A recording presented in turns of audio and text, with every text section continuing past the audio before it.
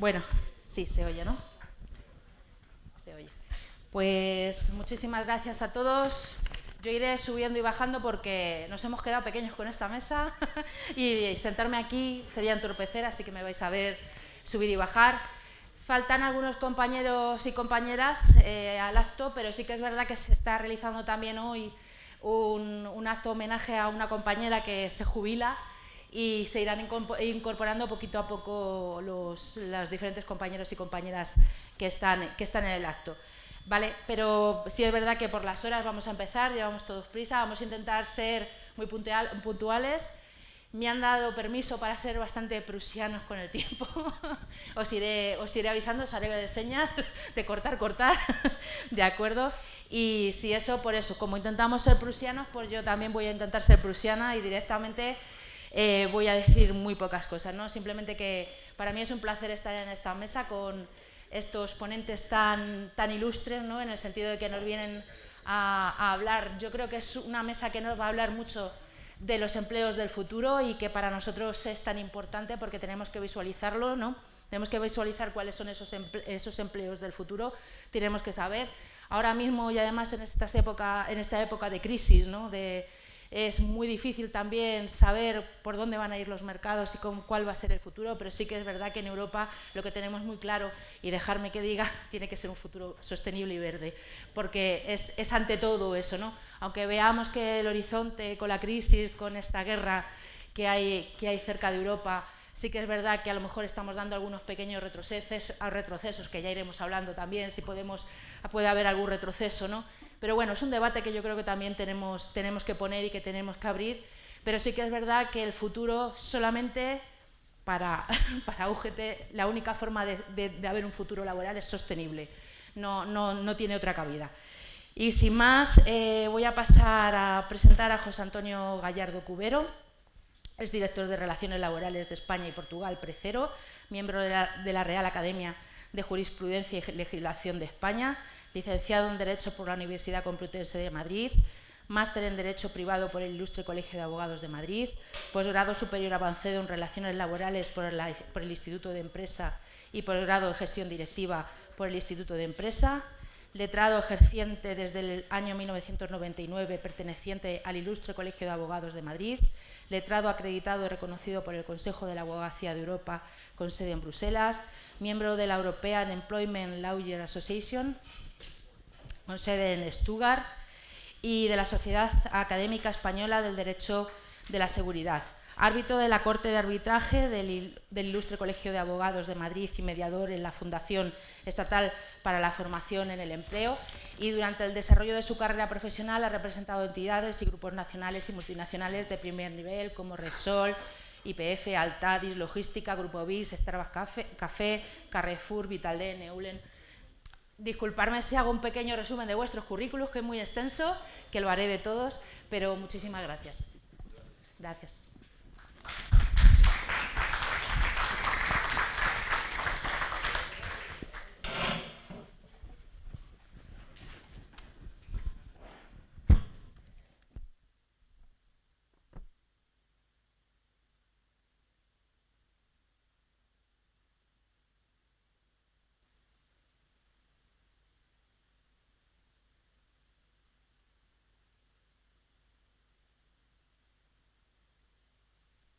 En primer lugar, quiero dar las gracias a UGT y a los organizadores del curso, por supuesto a la Universidad Complutense de Madrid, y por tanto mi agradecimiento pues, a Isabel, Joaquín, Margarita, bueno, también Marina Prieto, y por supuesto a los miembros de la mesa. Para mí es un honor compartir esta mesa redonda con compañeros e incluso amigos. Y por tanto para mí es un verdadero honor, como digo, el haber sido invitado a dar, pues a estar en esa mesa redonda. Obviamente agradecimiento que hago extensivo a Susana como moderadora, y te agradezco pues tu gentileza a la hora de hacer la presentación. Muchas gracias. También gracias a todos vosotros, que pues, supongo que después de la comida a las 4 de la tarde pues no es el lugar, ¿no? Quizá pues, que a todos nos apetece, ¿no? O nos apetecería estar, ¿no? Como digo, muchas gracias y quiero empezar un poco presentando lo que es la empresa.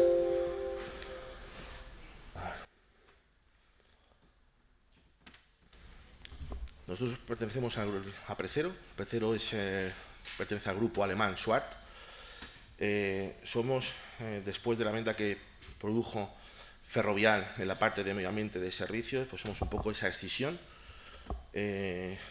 Y a partir de este año pasado, finales del año pasado, pues formamos parte del grupo Schwarz, como estoy diciendo, en el que obviamente pues, sí conoceréis a la cadena de supermercados Lidl, ¿no?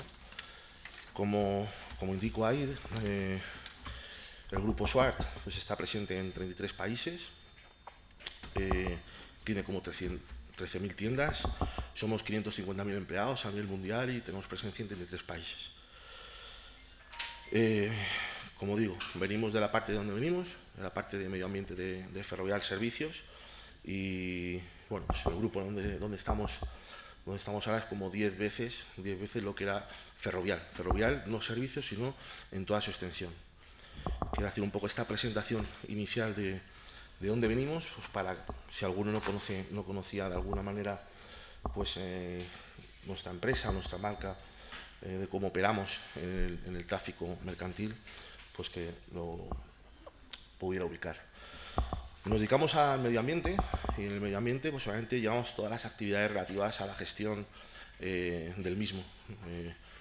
Lo que es la gestión de residuos, limpieza viaria, tratamiento de residuos, todo lo que tiene que ver con ecoparques, plantas de tratamiento, vertederos,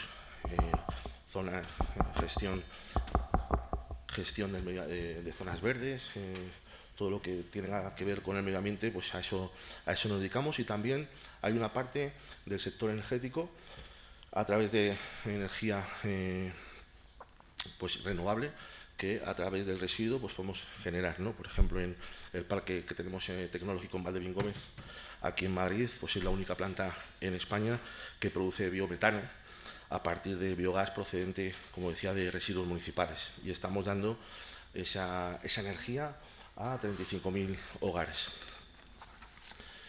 Ya en el ámbito de las relaciones laborales,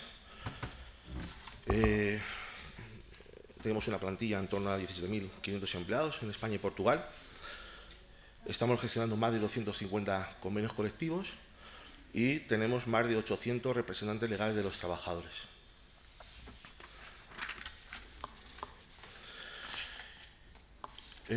Dicho cuanto antecede, pues yo tengo que decir, a modo de introducción, que de alguna manera cualquier reflexión sobre el futuro implica riesgos para los que reflexionamos sobre ello, ¿no?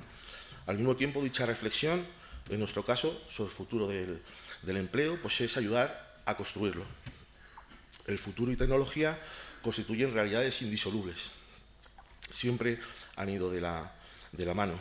La relación, por tanto, entre el hombre y la tecnología ha sido siempre compleja y se acrecienta esa complejidad con el paso del tiempo. Es cierto que el pesimismo frente a lo desconocido pues siempre se ha dado en la propia condición humana, generando miedos, dudas e incertidumbres. Obviamente las nuevas realidades están afectando de manera muy rápida, a velocidad vertiginosa, pues a todos los órdenes de la vida, obviamente el social, al económico, pero también obviamente al laboral, ¿no? Y al orden jurídico. Estamos en lo que algunos expertos consideran tiempo líquido o efímero. Es algo que nadie puede discutir. Las estructuras sociales que antiguamente se consolidaban ya no dan tiempo a que se consoliden. Veo que hay muchas caras un poco de la generación del baby boom, de la generación X, gente que hemos estudiado con la EGB y por tanto sabéis a lo que me estoy refiriendo. En cuanto a que hemos conocido, yo creo que somos los que estamos un poco en ese eslabón, ¿no? entre el pasado y todo lo que ha venido después, ¿no?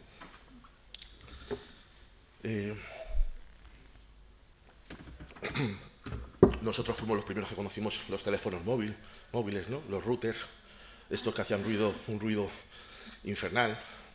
Nos aprendíamos los teléfonos, ¿no? De memoria, ¿no? De la novia, de los amigos. Y bueno, vino luego lo que vino, que obviamente se ha precipitado todo en muy poco tiempo, en muy poco tiempo. Y por tanto yo creo que somos de alguna manera, muchos de los que estamos en esta sala, creo que somos un poco afortunados de eso, de haber estado un poco en la transición entre lo de antes y lo de ahora. Yo no voy a hablaros hoy de aspectos que muchas veces se comentan y se tratan este tipo de encuentros, ¿no? No voy a hablar de teletrabajo, ya está muy manido, o de conceptos como la desconexión digital o las plataformas digitales. El control de las comunicaciones, los WhatsApp, todo esto, ¿no? Esto que muchas veces se utiliza este tipo de foros pues, para hablar de estos conceptos. Yo no lo voy a hacer porque creo que ya están, son conceptos que ya de alguna manera pues están bastante usados, ¿no? Pero es cierto que hablar del futuro, que ya es presente en muchos casos de las relaciones laborales. Y os quiero hablar, en el poco tiempo del que disponemos, de varios conceptos, ¿no? Uno es el metaverso, otros son los algoritmos, la inteligencia artificial en relación al Big Data y al Machine Learning, y a los robots, bots, androides, humanoides y cyborg. Parece que son conceptos que, como digo, cuando hace unos años me voy, ¿no?, a esa época que digo, ¿no?, de cuando se empezaba a utilizar pues los teléfonos móviles, ¿no?, estos Nokia que parecían ladrillos, y los routers estos que hacían ese ruido infernal, pues bueno, lo veíamos en películas, ¿no?, de Hollywood, y nos parecía ciencia ficción. Pues bien, ha pasado este tiempo desde entonces y estos conceptos ya no son ciencia ficción, ya están en el presente, ya están hoy en día con nosotros conviviendo. El metaverso se define como una realidad virtual, aumentada, multisensorial, en el que las personas, con su propio avatar, mediante la utilización de dispositivos tecnológicos, interactúan con otras en un espacio cibernético que discurre de forma paralela al mundo real. Últimamente, en este semestre de año, parece que esa palabra, metaverso, está de moda, todo el mundo habla de ella, y también al mismo tiempo es una palabra desconocida. Hoy en día, como digo, se puede, a mi modo de ver, el metaverso es algo que se puede considerar algo anecdótico, pero como lo era Internet en el año 92. En 1992, Internet, la experiencia que había en los estudios de la época, pues era una experiencia que no era muy satisfactoria, no muy satisfactoria, de poco contenido, y muchos se preguntaban por entonces si Internet iba a fracasar o no. Obviamente, después de 30 años, es imposible imaginarnos nuestra vida sin Internet. Cuando en octubre del año 2021, Mark Zuckerberg, el fundador de Facebook, pues anunció a bombo y platillo que iba a cambiar el nombre de Facebook por Meta, pues para generar ese metaverso, y ahora leo textualmente, un lugar donde podrás hacer cualquier cosa que puedas imaginar, todo cambió, todo cambió. En la propia web de Facebook, Meta ahora, se dice lo siguiente: las conexiones evolucionan y nosotros también. El metaverso es la siguiente evolución en las conexiones sociales. La visión de nuestra empresa es ayudar a hacer realidad el metaverso. Por eso hemos cambiado de nombre para reflejar nuestro compromiso con ese futuro. Desde entonces, la palabra metaverso pues, se ha convertido en un paraguas en el que muchos, obviamente, están cogiendo. Multitud de compañías en multitud de sectores. Tecnológico, como Google, Microsoft, el propio Facebook o Meta, como estoy diciendo. De moda, quizá el sector de la moda es el primero que se ha apuntado a este carro. Hemos visto como Gucci recientemente vendió un bolso virtual por el doble del coste o del valor en el mundo real. Un bolso que costaba 2.000 euros lo ha vendido en virtual por 4.000. Hay que ser tonto, ahora que no nos escucha nadie. Pero es cierto que las empresas están apostando, por eso están poniendo dinero, ¿no? Empresas, como digo, del sector tecnológico, como he comentado, pero también de la moda, como Adidas, el Gucci que comentaba, Zara, Mango, Lacoste, Nike, marcas que todo el mundo conoce perfectamente. e incluso del sector inmobiliario o de automoción, como Tesla, ¿no? Las posibilidades que ofrece esta modalidad, ¿no?, de metauniverso, de metaverso virtual son infinitas, ¿no? Y nos debemos de preguntar en qué modo nos puede afectar, ¿no?, en el ámbito del derecho del trabajo, en el ámbito del empleo, en el ámbito, en definitiva, de relaciones empresa y trabajador. Y hasta qué punto se puede implantar o se puede extender como una forma alternativa de organización de trabajo. Obviamente, después de la pandemia, creo que no es descabellado pensar en centros de trabajo virtuales, ¿no? Pero eso lo quita para que, obviamente, este nuevo escenario genere numerosas dudas e incertidumbres, ¿no? Pese a que el metaverso pues, podría entenderse como una relación entre empresa y trabajador, una especie como de suerte de trabajo en remoto. Pero ello, sin duda, como digo, genera no pocos interrogantes, ¿no? Hemos visto lo que pasó en su momento y está pasando con las plataformas digitales en cuanto a la consideración de la laboralización o no, precarización de la relación, ¿no?, con la uberización de la economía, con todos los problemas judiciales a nivel mundial en cuanto a cómo debía de considerarse esa relación entre los Uber, Cabify, etcétera, etcétera, con sus empresarios. Por lo tanto, yo creo que es un aspecto que tendremos que tener en cuenta en el futuro, en las nuevas regulaciones, ¿no? ¿Cómo se debe de regular esas relaciones a través de metaverso, ¿no? Precisamente para evitar esos problemas que ya conocemos, ¿no? Y sobre todo evitar la precarización y las situaciones de competencia desleal en muchos casos entre empresas, porque obviamente esa precarización no es buena para nadie. Luego también problemas de aplicación de derecho, ¿no? Derecho internacional. ¿Qué derecho se aplica a este tipo de trabajadores que puedan estar, pues obviamente, deslocalizados, ¿no?, a través de esta estructura o esta nueva forma de organización, ¿no?, del metaverso, ¿no? Normativa aplicable, competencia judicial internacional, todos esos son temas que obviamente dentro de lo que es el contexto de globalización del mercado de trabajo, pues tendrá que seguramente ser objeto de regulación. También aspectos que son claves y que de alguna manera pues también tendrán que revisarse y releerse conforme a la nueva realidad, como es el poder de dirección del empresario, obviamente el derecho de los trabajadores, derechos fundamentales a la intimidad y obviamente a la protección de sus datos de carácter personal, ¿no? También seguramente haya que revisar todo lo que es la normativa en relación a los derechos colectivos, tanto de representación de los trabajadores a través de sus representantes electos y a su vez en el otro canal de representación a través del sindicato, y los derechos colectivos que puedan venir de fuentes como el convenio colectivo de aplicación. El metaverso, ya en Estados Unidos se está hablando de metaley, incluso de metajurisdicción. Ya se empieza a hablar de estos términos.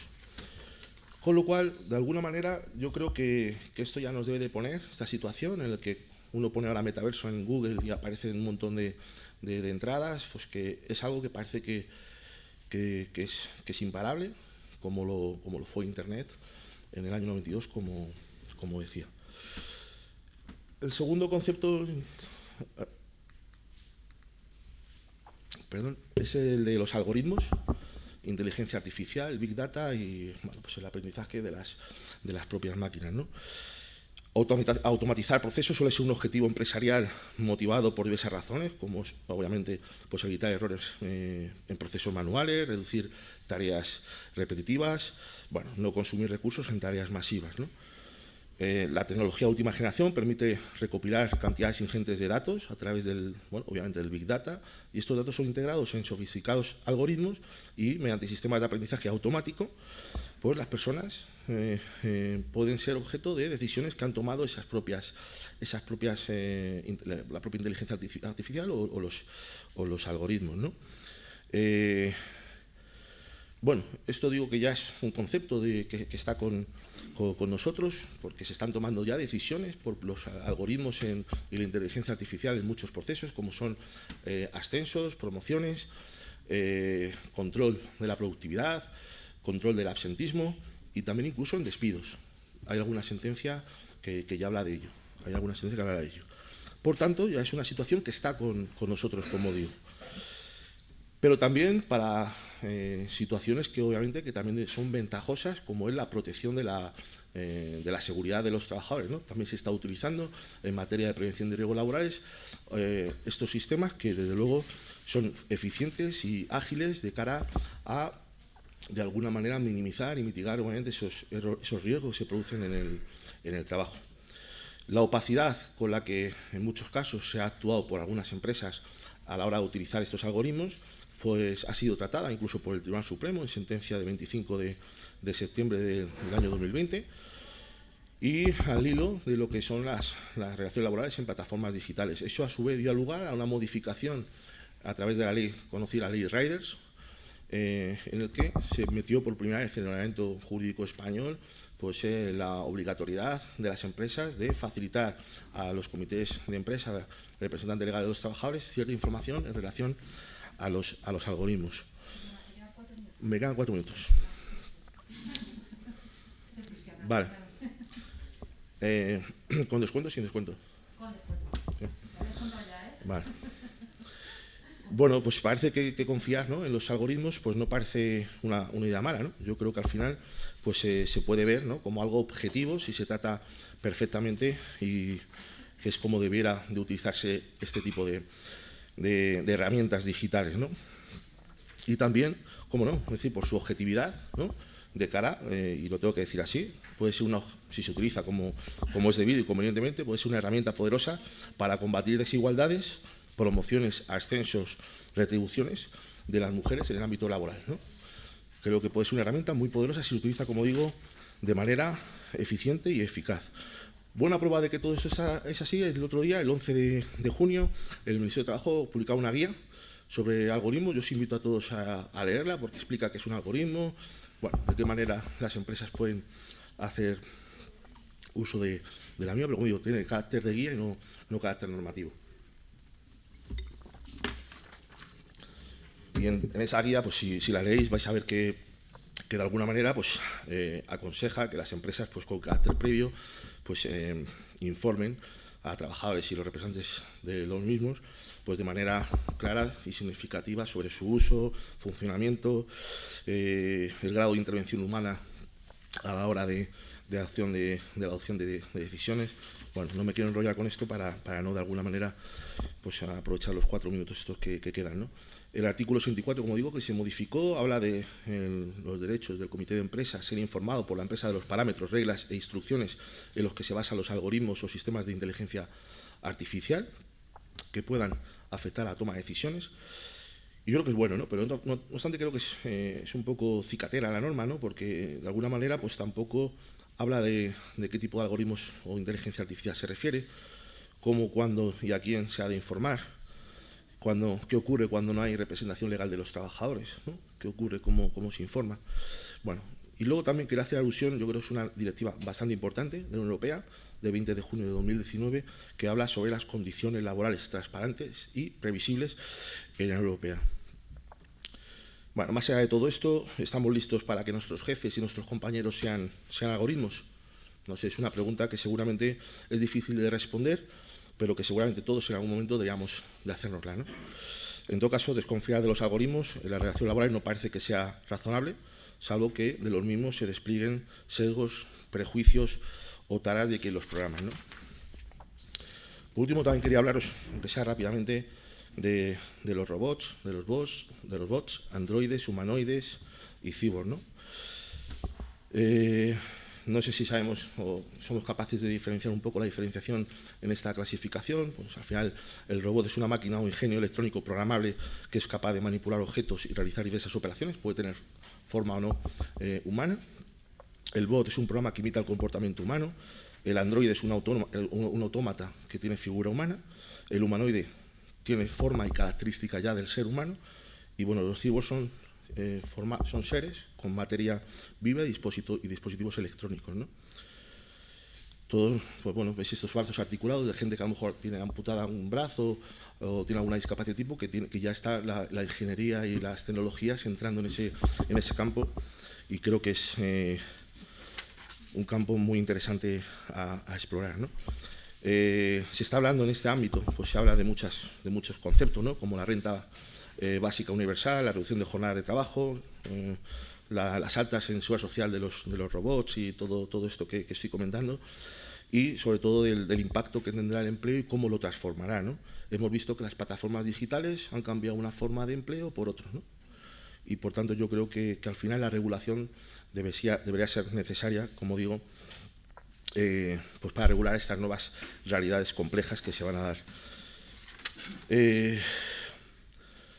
Creo que la automatización eliminará puestos de trabajo, pero el desafío de la reconversión en muchas profesiones va a ser un absoluto reto, ¿no?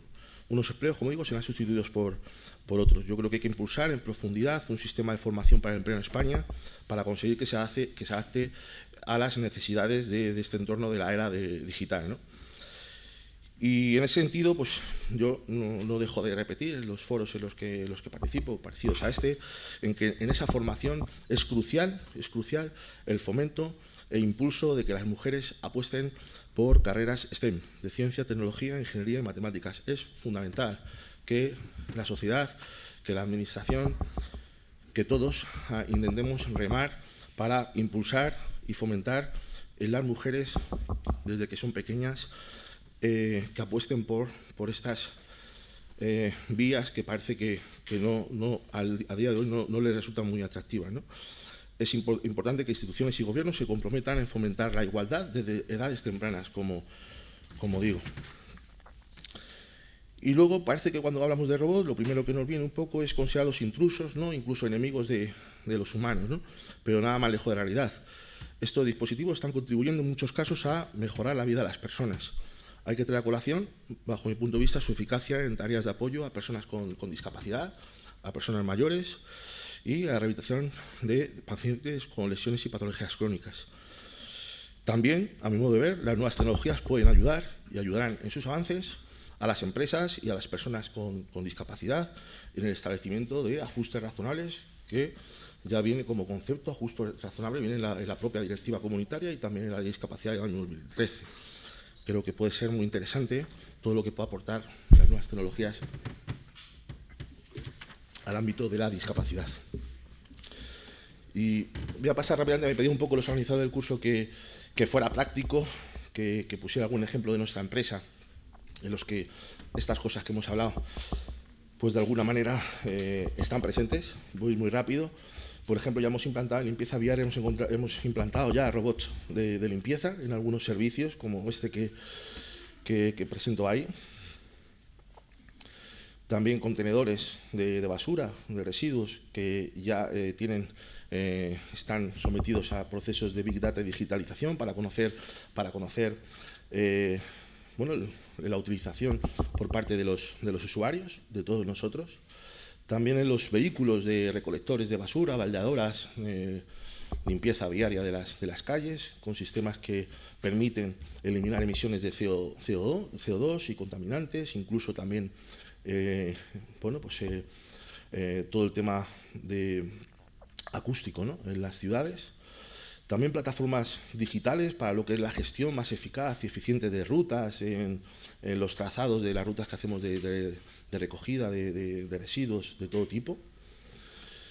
También la inteligencia artificial o el Big Data para, como decía, en aras a una mejor prevención de los riesgos laborales, estableciendo sistemas de prevención, sistemas que de alguna manera, en base a los numerosos datos que se pueden tener, pues prever situaciones de riesgo.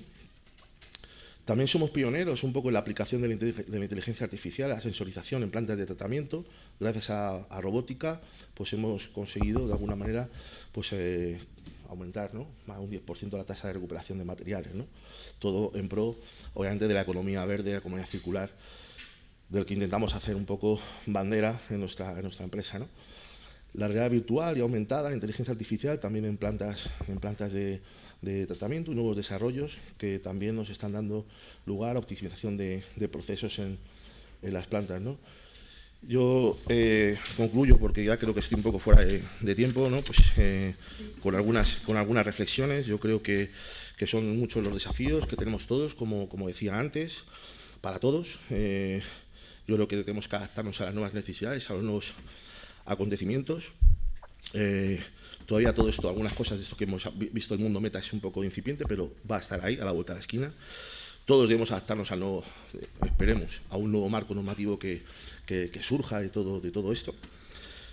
Y, desde luego, yo creo que para que esto salga bien y que sea exitoso, pues debe llevar la involucración de todos, ¿no? De todos, fundamentalmente de la Administración, agentes sociales e instituciones educativas. Por otro lado, a mi modo de ver, las direcciones de recursos humanos en las empresas deben ser los motores, deben ser quienes de alguna manera dinamicen esos cambios, ¿no? Y creo que son o pueden ser las correas de transmisión importantes, ¿no? para todo esto, ¿no? Y ahora sí que acabo, ya lo prometo, ¿vale?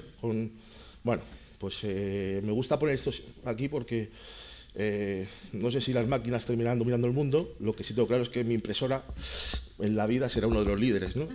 Lo tengo claro. Y luego también me gusta sacar a mi admirado Rafa Nadal. Mi querido Rafa Nadal, este año ganó el Open de Australia y la inteligencia artificial le da solo un 4% de probabilidad de ganar ese partido. Y Rafa lo consiguió. Lo mismo es un robot. Pero la próxima vez que le vea, he tenido ocasión de estar alguna vez con él, le pellizcaré y intentaremos un poco. Fuera de bromas, como digo ahí, los recursos humanos son precisamente humanos y sin las personas no habrá ni innovación ni, por supuesto, habrá talento, ¿no? Y el talento de las personas sigue, y a mi modo de ver, seguirá siendo, sin duda, el activo más importante de las empresas. Muchas gracias.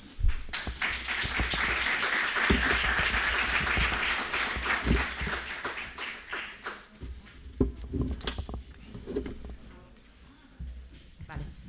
¿Se oye? Me ha quitado el micro. Disculpad. Pues muchísimas gracias. Gracias. Muy interesante la ponencia y, sobre todo, visualizarlo en lo que estáis haciendo, que me parece muy interesante. Pues sin más paso, que creo que lo importante sois vosotros. ¿Al final te quedas sentado? ¿Prefieres? Ah, vale. Sí, porque nos acoplábamos, como tú quieras. De pie, sentado. Juan Manuel Cruz Palacios, que cuando he leído tu currículum me has parecido un hombre de renacimiento. Con todo mi cariño, de verdad. No, pero no por antigüedad, sino en inquietudes.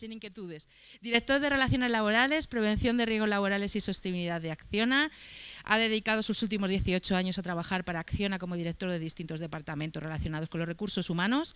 Licenciado en Derecho por la Universidad Complutense de Madrid. Además, es técnico superior en Prevención de Riesgos Laborales, Seguridad, Higiene y Ergonomía por IMF Business School y se ha formado en el programa de desarrollo directivo de Acciona en la IE Business School. Miembro del Comité de la Asociación de Directivos de Relaciones Laborales y desde 2017 es experto en recursos humanos, consultoría de estrategia y operaciones y cambio organizacional, entre otras cosas. Se define como cada vez más apasionado por la tecnología y emocionado ante los cambios que va a traer nuestras vidas. Por ahí lo de renacimiento. Tiene un blog con sus lecturas y algunas cosas más, y su última publicación ha sido un comentario sobre el libro 1200 pasos de Juan Cruz Ruiz. Si hay otro, me perdonas.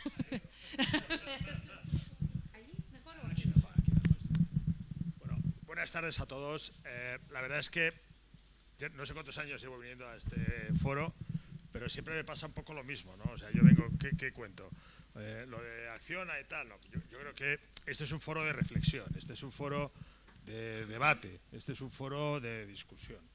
Y sobre todo es un foro donde, en este caso, empresas y personas que tenéis una responsabilidad sindical o de representación de los trabajadores, podemos debatir con un nivel conceptual probablemente mucho más alto que el que luego tenemos muchos días en las mesas de negociación, ¿no? Yo creo que hay muchas cosas que podemos comentar. Hemos visto una presentación excelente de cómo estamos gestionando esto, pero a mí lo que me gustaría es trasladaros una reflexión un poco distinta, ¿vale? Un poco diferente.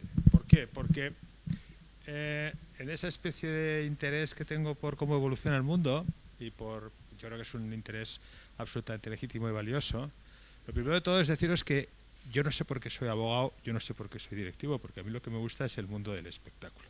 Y de hecho he sido abogado de actores y cosas de esas, pero ese digamos, es mi otro yo, y es un yo que intento mantener en algunos casos. Pero lo que sí que me preocupa muchísimo es cómo está evolucionando el mundo de las relaciones laborales. Un breve dato histórico, o sea, todos sabéis que allá por el final del siglo XIX, la famosa revolución industrial que todos hemos estudiado, crea como dos mundos paralelos y complementarios. Los trabajadores de cuello azul, los blue collar, que dicen los ingleses, que eran los obreros, los que estaban en las fábricas, los que se manchaban las manos, los que se ponían monos para intentar mancharse lo menos posible, y de algún modo ese mundo que acaba a ser el mundo del obrero, del trabajador, el mundo del trabajo. Y aparecen los trabajadores de cuello blanco, los white collar, ¿no? Esa gente que vive en una oficina, generalmente con aire acondicionado, al fresquito, etcétera, etcétera, ¿no? Y desde 1800 y muchos hasta el año 2019 eso ha sido así. Nadie discutía que había trabajadores de cuello blanco y que había trabajadores de cuello azul. Y que los trabajadores de cuello blanco eran la clase obrera, o aquello más parecido a la clase obrera, y que los trabajadores de cuello blanco pues eran lo más parecido a las élites económicas y laborales, ¿vale? Y esto lo hemos vivido todos. Y el que no lo diga, pues luego lo discute conmigo. ¿Qué es lo que ocurre?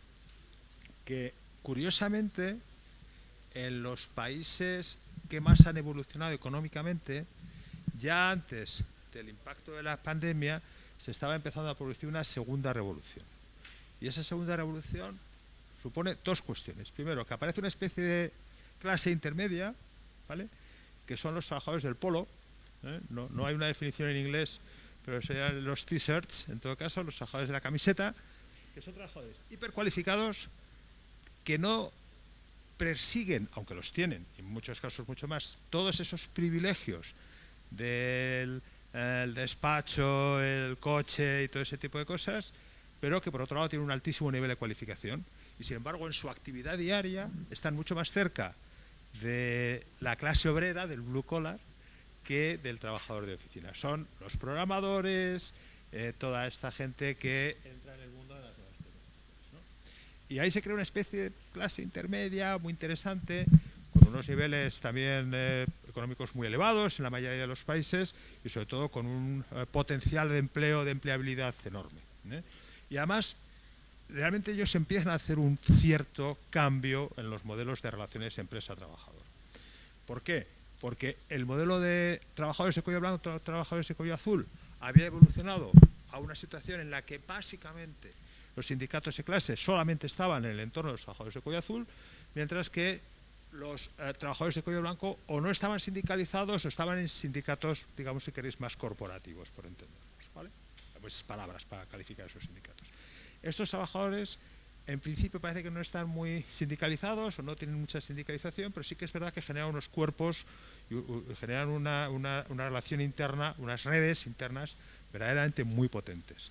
No van tanto en esa relación antagónica contra la empresa o contra la relación empresa-trabajador, pero sí que crean unas redes de vinculación verdaderamente muy, muy sólidas. Y si trabajáis con desarrolladores informáticos, con gente que trabaja en entornos muy informatizados, los conoceréis. Es gente que tiene unas relaciones verdaderamente muy, muy estrechas, ¿no? ¿Qué produce la pandemia? La pandemia produce lo que desde mi punto de vista es la segunda verdadera revolución en el modelo de relaciones laborales. Primero de todo porque pasa algo verdaderamente interesante y es que se invierten los papeles. De golpe y porrazo, los trabajadores esenciales son los blue collar, son los trabajadores de cuello azul. Es la gente que durante toda la pandemia ha estado en su puesto de trabajo realizando su actividad con muchísimo menos impacto en términos de ERES, ERTES, etcétera, etcétera, que los famosos denominados trabajadores de cuello blanco. Y la gente que realmente se va a su casa, luego vemos que también se puede trabajar, pero en principio se van a su casa y parece que su trabajo puede llegar a considerarte mucho menos esencial, son los trabajadores de cuello blanco. Y para mí este ha sido, y está siendo, y va a ser la gran revolución de los modelos de relaciones laborales de los próximos unos 20, 30 años, de ese marco de relaciones laborales que nos llevará probablemente hacia el 2050, una cosa así, ¿no? Curioso, trabajadores de cuello azul, los antiguos blue collar, que en los países anglosajones se empiezan a llamar, porque empieza a tener un cierto tono despectivo lo de blue collar, se llama frontline workers, trabajadores de primera línea, trabajadores esenciales, ¿vale? Este es un término, o sea, por ejemplo en Australia ya está absolutamente descartado el uso del término blue collar, no se usa, es un término despectivo. Cuando tú quieres hablar de la clase obrera, de los trabajadores de construcción, por ejemplo, o de la industria, hablas de frontline workers. Ahí se incluyen reponedores, se incluye toda la gente del mundo del transporte y la logística, es decir, hay un enorme volumen de empleo ahí, ¿no? Y esos trabajadores de pronto toman conciencia de su capacidad para impactar en la situación económica y social de un país. Y eso lo estamos empezando a notar ahora. Y estamos viendo claramente cómo no hay una enorme presión de esos colectivos por mejorar sus condiciones laborales y por estabilizar sus condiciones laborales.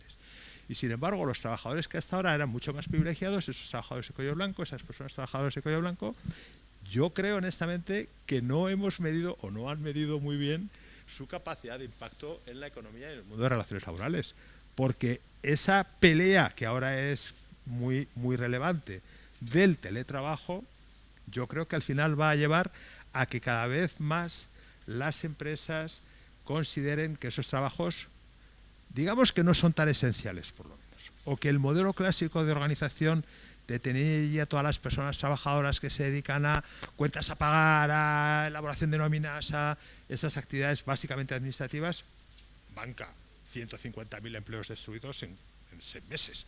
O sea, y parecían puestos de trabajo casi intocables, ¿no? Pues fijaros que esos trabajadores están empezando a perder, yo creo honestamente que están empezando a perder esa capacidad de impactar en el mundo de la empresa, en ese modelo de relaciones laborales.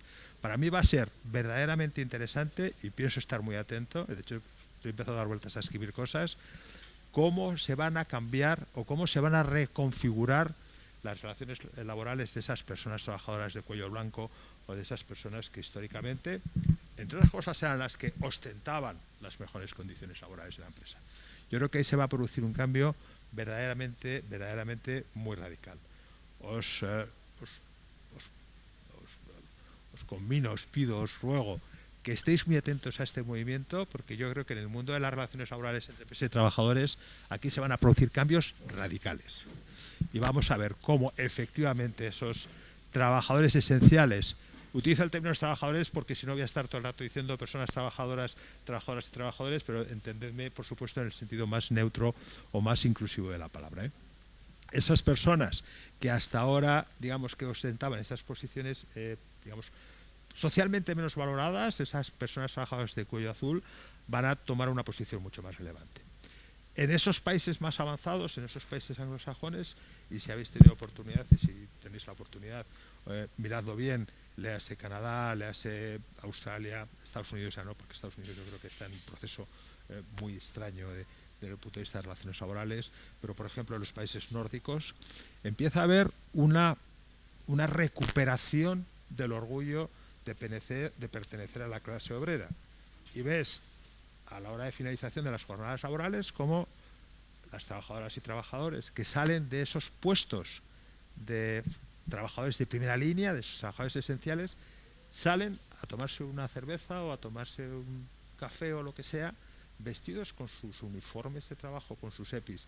Ya la gente no se cambia para que no parezca que voy con el chaleco, que voy con el casco ahí colgado, lo que sea. La gente sale con eso porque empieza a haber esa especie de recuperación del orgullo de pertenecer a esa clase de personas trabajadoras que tienen esa responsabilidad directa. Esto en los países se está viéndose, de verdad, si tienes oportunidad de ir, a lo mejor no tan lejos como Canadá o Australia, pero sí a estos países nórdicos, lo vais a ver. O sea, la gente por las tardes, a las 5 de la tarde, está tomando sus cervezas con sus EPIs, sus chalecos, sus botas, o sus zapatos de seguridad y demás. Y es muy curioso, eso en España todavía no se ve. Pero en esos países quizá un poco más desarrollados en el punto de vista de relaciones laborales sí que se empieza a ver.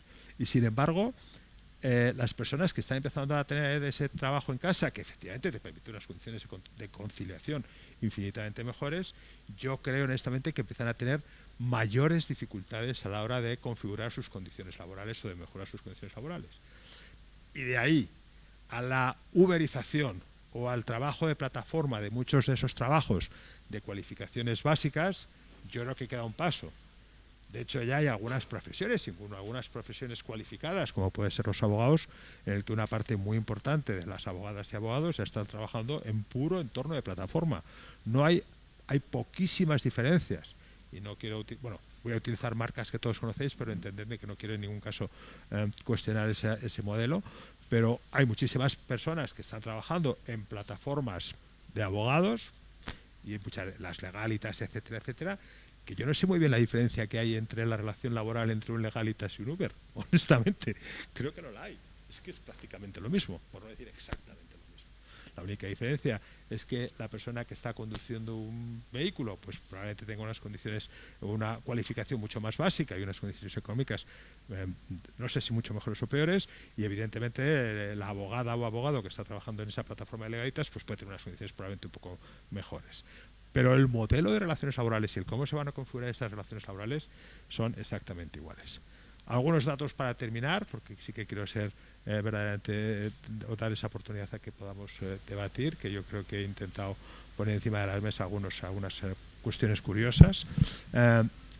Según McKinsey, 5 millones de puestos de trabajo van a desaparecer en España de aquí al 2033, derivado de los procesos de automatización. Pero a la vez se supone que van a surgir entre 7 y 8 millones de puestos de trabajo, sobre todo si somos capaces de utilizar con la inteligencia que nos merecemos, que no sé si nos caracteriza, con todos los fondos europeos, en los procesos de reindustrialización, en los PERTES que estamos haciendo, que yo creo que hay algunos PERTES que realmente van a ser verdaderamente innovadores y pueden convertir en este país en algo más que un país de servicios y hostelería. Estoy hablando del vehículo eléctrico, estoy hablando de las baterías, estoy hablando del mundo de las energías renovables.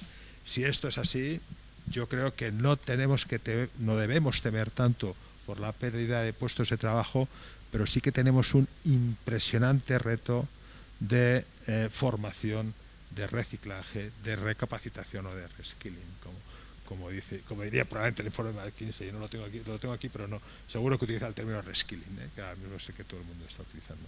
La oportunidad es enorme y yo creo honestamente que empresas, porque si no nosotros no vamos a tener la mano de obra necesaria para hacer eso. De hecho, ya sabéis que en muchos casos hoy ya no la tenemos. Y no es un problema de pagar más. Hay muchos puestos que es un problema de pagar más, pero hay otros muchos puestos que es un problema de que no tenemos gente formada en esas competencias digitales, en esas competencias tecnológicas.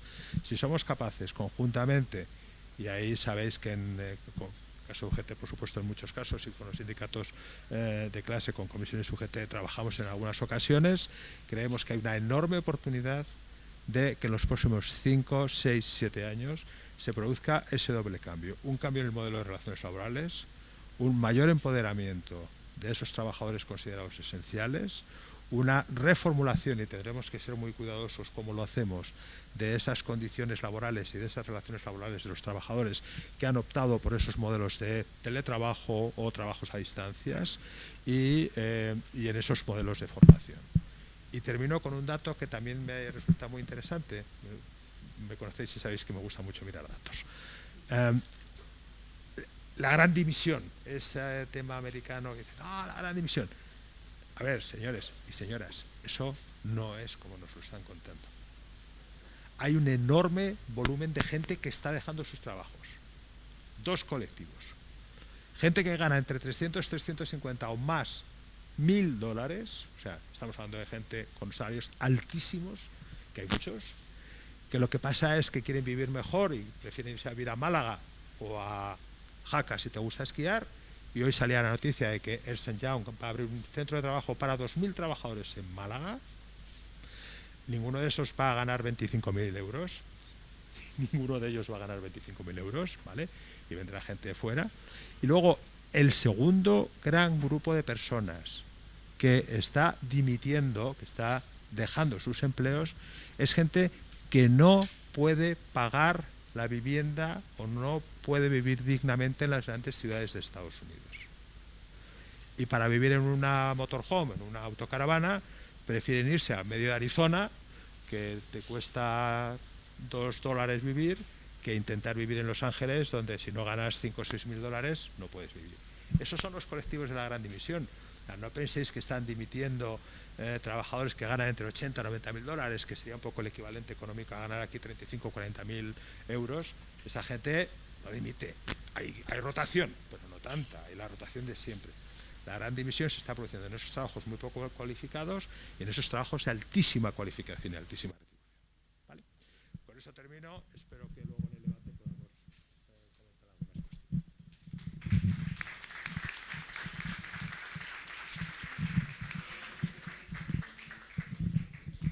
Muchísimas gracias por la brevedad. No te he tenido que dar ni el aviso. Te quedan 4 minutos, fíjate. O sea, que genial. Pero muy controlado. Muchísimas gracias. Creo que has planteado cosas muy interesantes encima de la mesa y te lo agradezco porque nos dejas y nos abres la puerta al debate. Me lo he apuntado, me lo he escrito, así que espero decirlo bien. Massen Faidi Obiols es jefe de Relaciones Laborales del Grupo Serveo.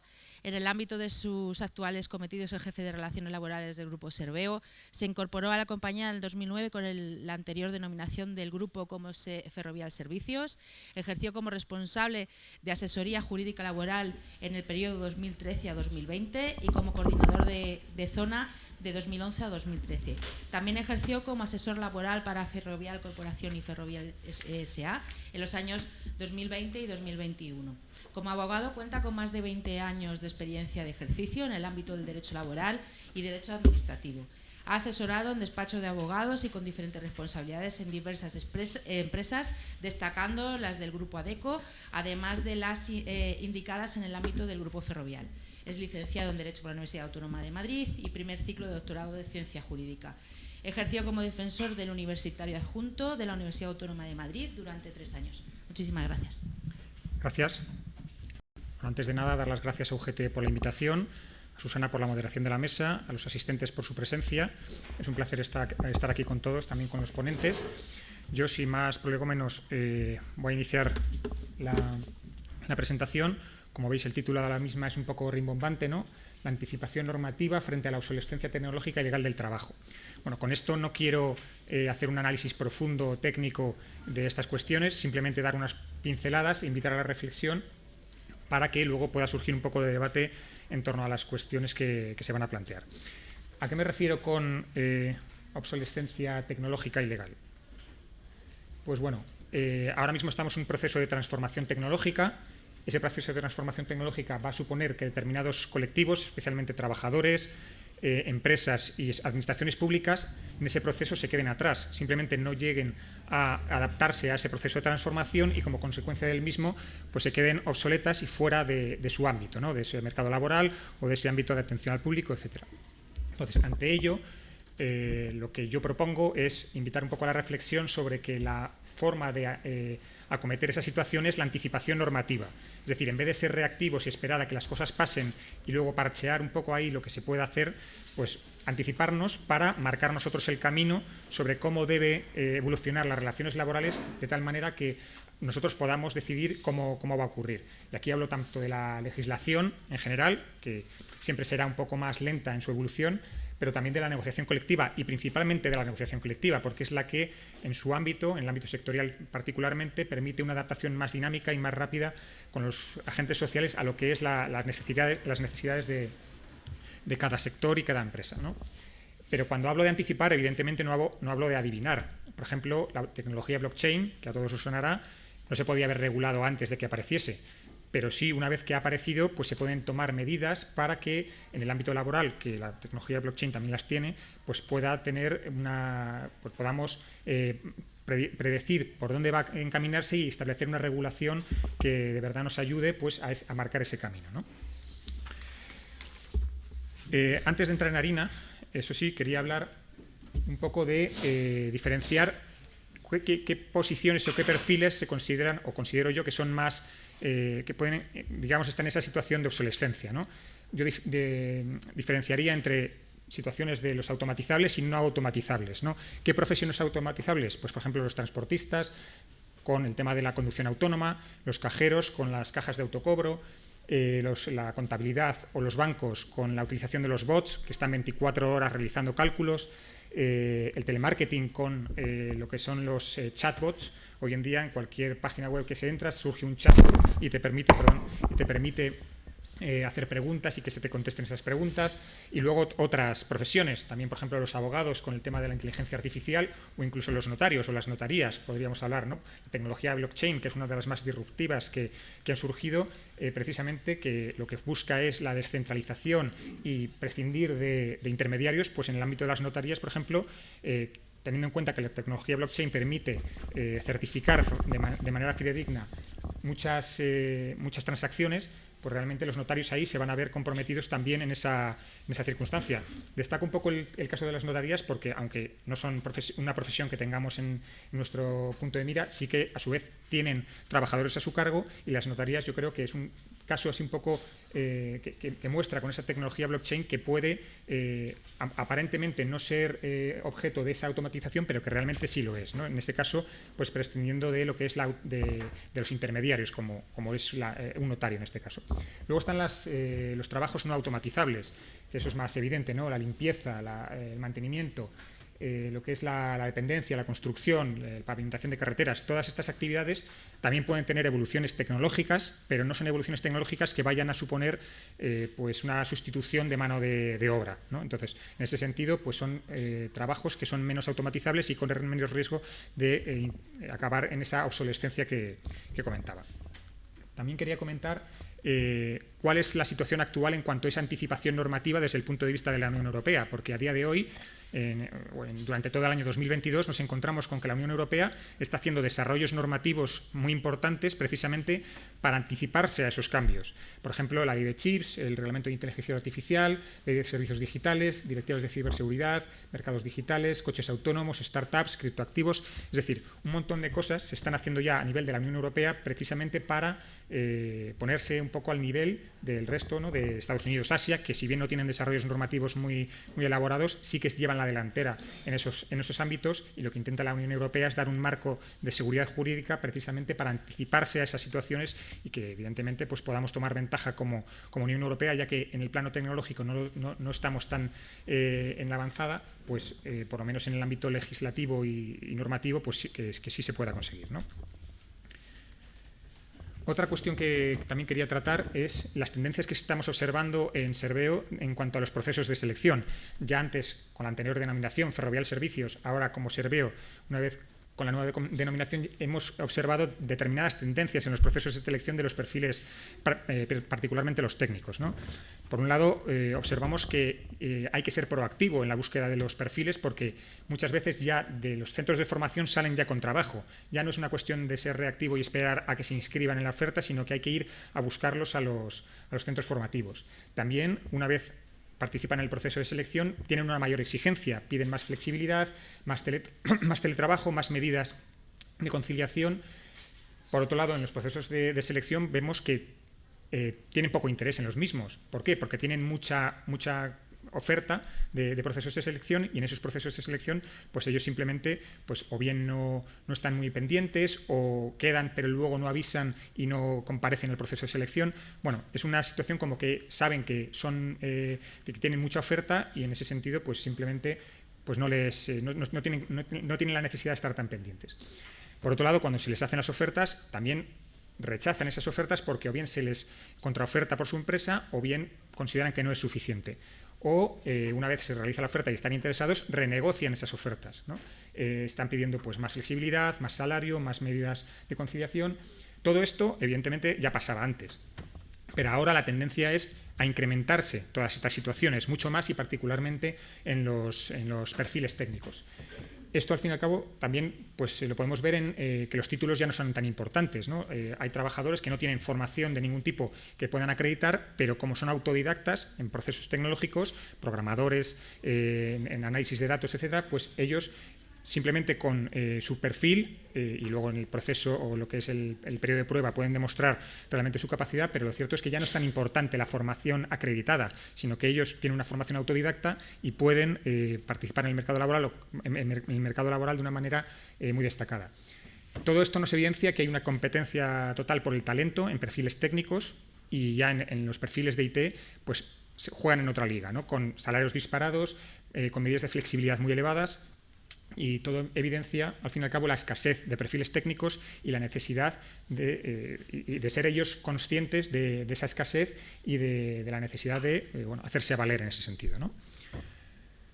Por otro lado, ya al margen propiamente de la experiencia de Serveo, pero sí hablando de las tendencias en materia de relaciones laborales, lo que sí hemos podido observar, o se puede observar en el marco de las relaciones laborales, es, por un lado, un proceso de globalización de las relaciones laborales en perfiles internacionales, ¿no? Con la integración, la conectividad y la innovación, pues surgen oportunidades fuera de nuestras fronteras de país, pero a la vez un proceso de individualización, de aislamiento de los trabajadores que, a través del teletrabajo o de determinados tipos de tareas, se encuentran aislados del centro de trabajo, de sus compañeros, no tienen conciencia de grupo. Entonces, hay también una tendencia a la individualización de las relaciones laborales que también afecta no solo a lo que es el mercado de trabajo en sí, sino pues luego también la relación a la afiliación en los sindicatos, a las huelgas, a cualquier actividad de carácter sindical. Esa individualización también está afectando y va a afectar cada vez más.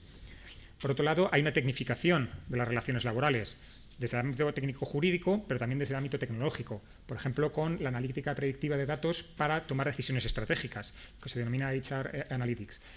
Con esa tendencia, pues también lo que se hace es analizar cuáles son los datos, recoger datos de lo que es la prestación del servicio y de la plantilla para luego poder tomar esas decisiones estratégicas. Y cada vez estamos viéndolo más. Como también se está viendo cada vez más la caducidad temprana de determinados perfiles, ¿no? Podemos ver, por ejemplo, que ahora se está planteando que los programadores con 35 años ya se les considera hasta cierto punto obsoletos. Pueden servir para puestos de dirección, de gestión, de coordinación, pero en perfiles como programadores que son perfiles muy jóvenes, 18, 20 años, un programador de 35 años ya se considera amortizado. No se le considera un igual a los efectos de estar como pares en el servicio. Por lo tanto, esa caducidad temprana, teniendo en cuenta que les quedan 25 o 30 años de vida laboral, pues es desde luego una tendencia que no sé cómo evolucionará, pero que yo creo que cada vez se va a dar más en esos perfiles tecnológicos. Y en general, pues en las relaciones laborales como tendencias, pues cada vez vemos que se difuminan más los conceptos de tiempo de trabajo, de centro de trabajo, de puesto de trabajo, la movilidad. Bueno, estamos viendo que se desdibuja todo un poco como consecuencia de esta evolución tecnológica.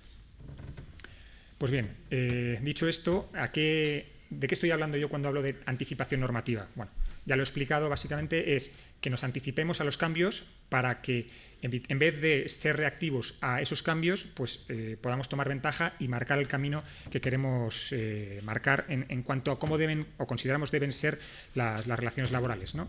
Estamos ahora mismo en un mercado globalizado, hay competencia entre los países para construir una industria tecnológica que genere puestos de trabajo con condiciones ventajosas, pero para poder favorecer esa industria tecnológica hace falta que seamos predictivos, que nos anticipemos a los cambios y no simplemente que seamos reactivos, como normalmente lo somos, ¿no? Sobre todo en el ámbito del derecho. El mercado está cambiando profundamente y podemos adoptar dos posicionamientos, o bien un posicionamiento reactivo o bien un posicionamiento proactivo. El reactivo pues simplemente nos dejará a la cola y serán otros países los que se anticipen a ello, ¿no? Nos encontramos en ese sentido que muchas profesiones van a quedar severamente afectadas por lo que es esa transformación tecnológica, van a sufrir transformaciones severas y en muchos casos se van a quedar fuera del mercado laboral.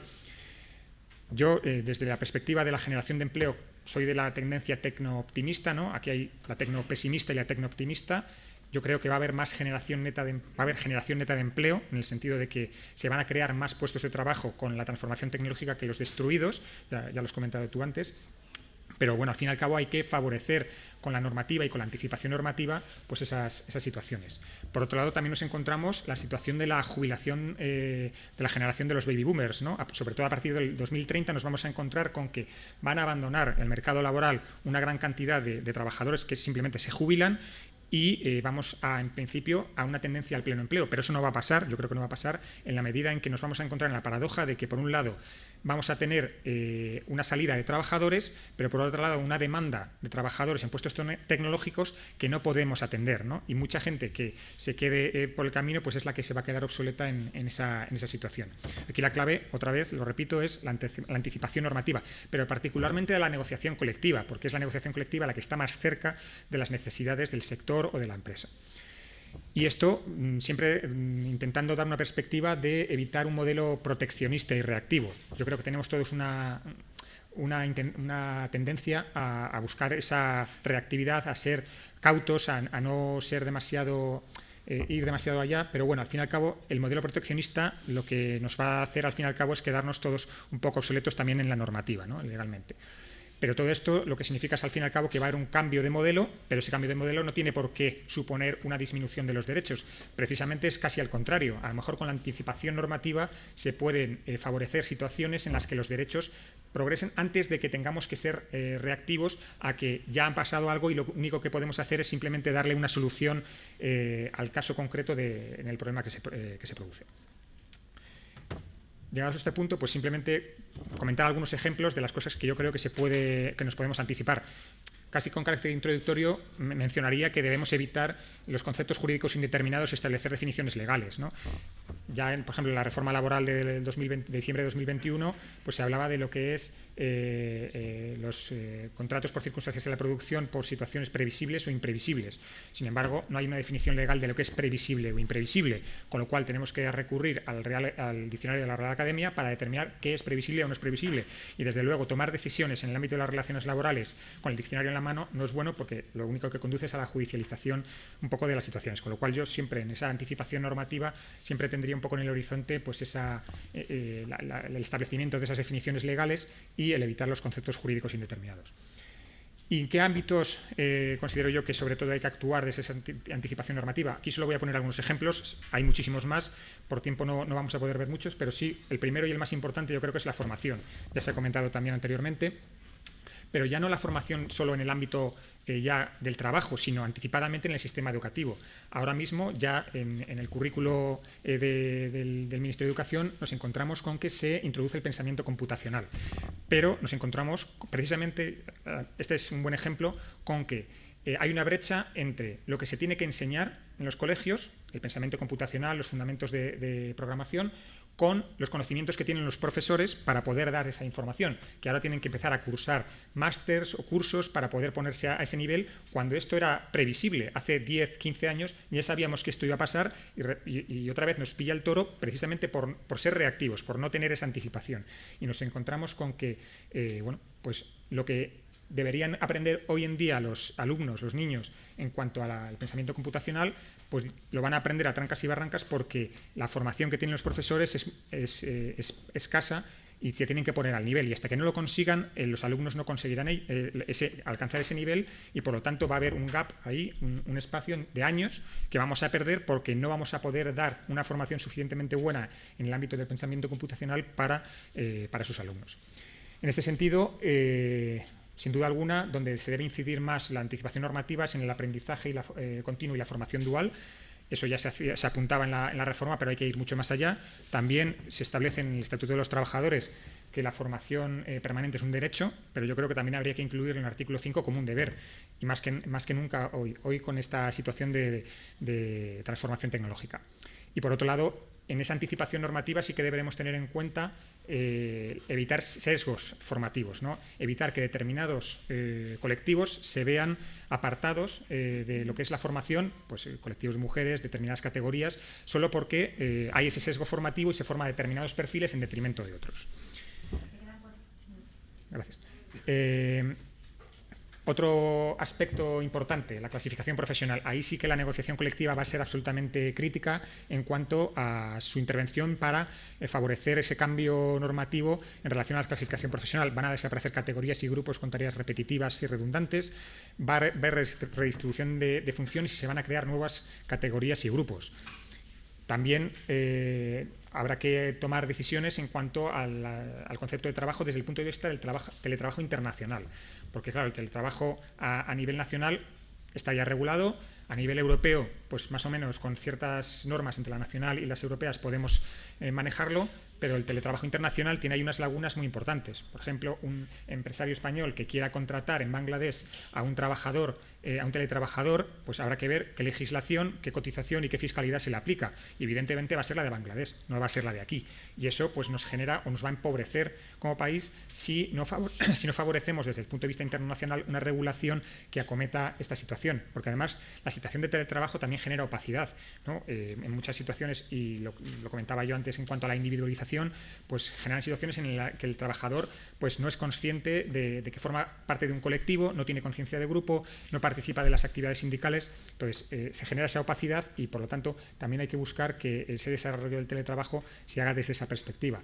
Y mucho más también teniendo en cuenta que puede existir la tentación de, en vez de recurrir ya siquiera al teletrabajo internacional, a los trabajadores falsos autónomos internacionales, y ya ni siquiera cotizarán ni tendrán fiscalidad en su país, serán autónomos, será una situación opaca que no podremos controlar. Por lo tanto, también desde esa perspectiva creo que deberíamos anticiparnos y regular, aunque sea a nivel internacional, porque eso evidentemente excede nuestra competencia.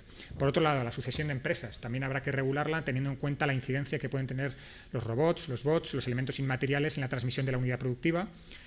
En cuanto a las causas técnicas, pues habrá que darle una vuelta, ¿no? Porque realmente, ¿qué dicen los artículos 41, 47 y 52? Cuando se produzcan cambios en el ámbito de los medios e instrumentos de producción. ¿Qué significa cambios en este sentido? Pues otra vez, concepto jurídico indeterminado que nos conduce pues, a que se tenga que interpretar judicialmente si ha habido o no un cambio, ¿no? Con lo que genera de inseguridad jurídica. Por otro lado, en cuanto a las medidas recaudatorias fiscales y de seguridad social, también habrá que regular en algún momento esta cuestión. También a mí me parece paradójico que después de 200 años, desde la primera revolución industrial, que se vienen destruyendo empleos, por sustituir esos empleos con máquinas, pues nos estemos planteando esto a día de hoy, cuando podría haberse planteado en los últimos 200 años, o cuando llevamos 30 o 40 años destruyendo empleo por la utilización de ordenadores personales, ¿no? En todos los puestos de trabajo. Hace 40 años prácticamente no se usaban, ahora se usan para todo, y esos cambios pues es evidente que inciden en el trabajo, pero bueno, habrá que analizar esas medidas recaudatorias fiscales y de seguridad social. Aquí la clave yo creo que va a ser sobre todo la definición que hagamos de aquello que debe tener fiscalidad o cotización de materia de seguridad social, porque lo que está claro es que no hay una definición clara o legal de qué debe contribuir o no, porque por un lado están los robots, que todo el mundo lo visualiza, es de lo que más se habla, pero luego están los bots, el software, por ejemplo, los delineantes con el AutoCAD, pues antes tenían un trabajo muy claro, muy manual, y ha pasado todo a usarse el AutoCAD con la utilización de bloques. Eso evidentemente ha reducido la necesidad de delineantes. Pues bueno, ahí también un software como es el AutoCAD, pues también nos evidencia que necesitamos a lo mejor ver si el software tiene que tener esa fiscalidad o esas cotizaciones. Y ya para acabar, simplemente mencionar otras situaciones en las que, desde el punto de vista más de la representación legal de los trabajadores o de los sindicatos, también habría que analizar esa anticipación normativa. Por ejemplo, con las asambleas de trabajadores, el artículo 74 está muy focalizado a hablar de centro de trabajo y de la presencialidad de los trabajadores, pero es que hoy en día nos encontramos con la situación de los teletrabajadores, los riders, que no todos coinciden en el centro de trabajo, la utilización de las redes sociales. Pues bueno, a lo mejor hay que dar una vuelta al artículo 74 del Estatuto de los Trabajadores o las asambleas. Por otro lado, el derecho de huelga. Seguimos regulando la huelga con un Real Decreto del año 77, preconstitucional. Es un tema delicado, no me voy a meter ahí, obviamente, pero sí que creo que habría que analizar, por ejemplo, el esquirolaje tecnológico, ¿no? A lo mejor hay que regular todo, y entre esas cosas que hay que regular sería esa situación de esquirolaje tecnológico que por vía de jurisprudencial sí que la hemos podido ver, observar o se ha desarrollado de alguna manera, pero nuestro sistema es un sistema de normas, no es un sistema de jurisprudencia, y debería haber una norma que estableciese esto claramente y evitase pues bueno, la incertidumbre al respecto. Y por último, simplemente pues mencionar que los sindicatos y la representación legal de los trabajadores, con esa situación de individualización de las relaciones laborales, con el teletrabajo, los riders, los programadores, pues también yo creo que tienen cierta necesidad de que esto, pues bueno, de tomar la delantera, porque la afiliación con los teletrabajadores pues va a ser mucho más difícil, por ejemplo, de lo que ha podido ser cuando todos los trabajadores estaban en un solo centro de trabajo. Pues bueno, hasta aquí, bueno, es la presentación, no me voy a extender más. Simplemente lo que quería era daros, como he dicho al principio, unas pinceladas de lo que es la situación que yo creo que debemos acometer, y que la anticipación normativa pues es algo que debemos en nuestro día a día, en la medida en que nosotros intervengamos en las relaciones laborales o en las negociaciones o en la legislación, pues buscar para marcar ese camino y que no nos lo marquen a nosotros. Gracias.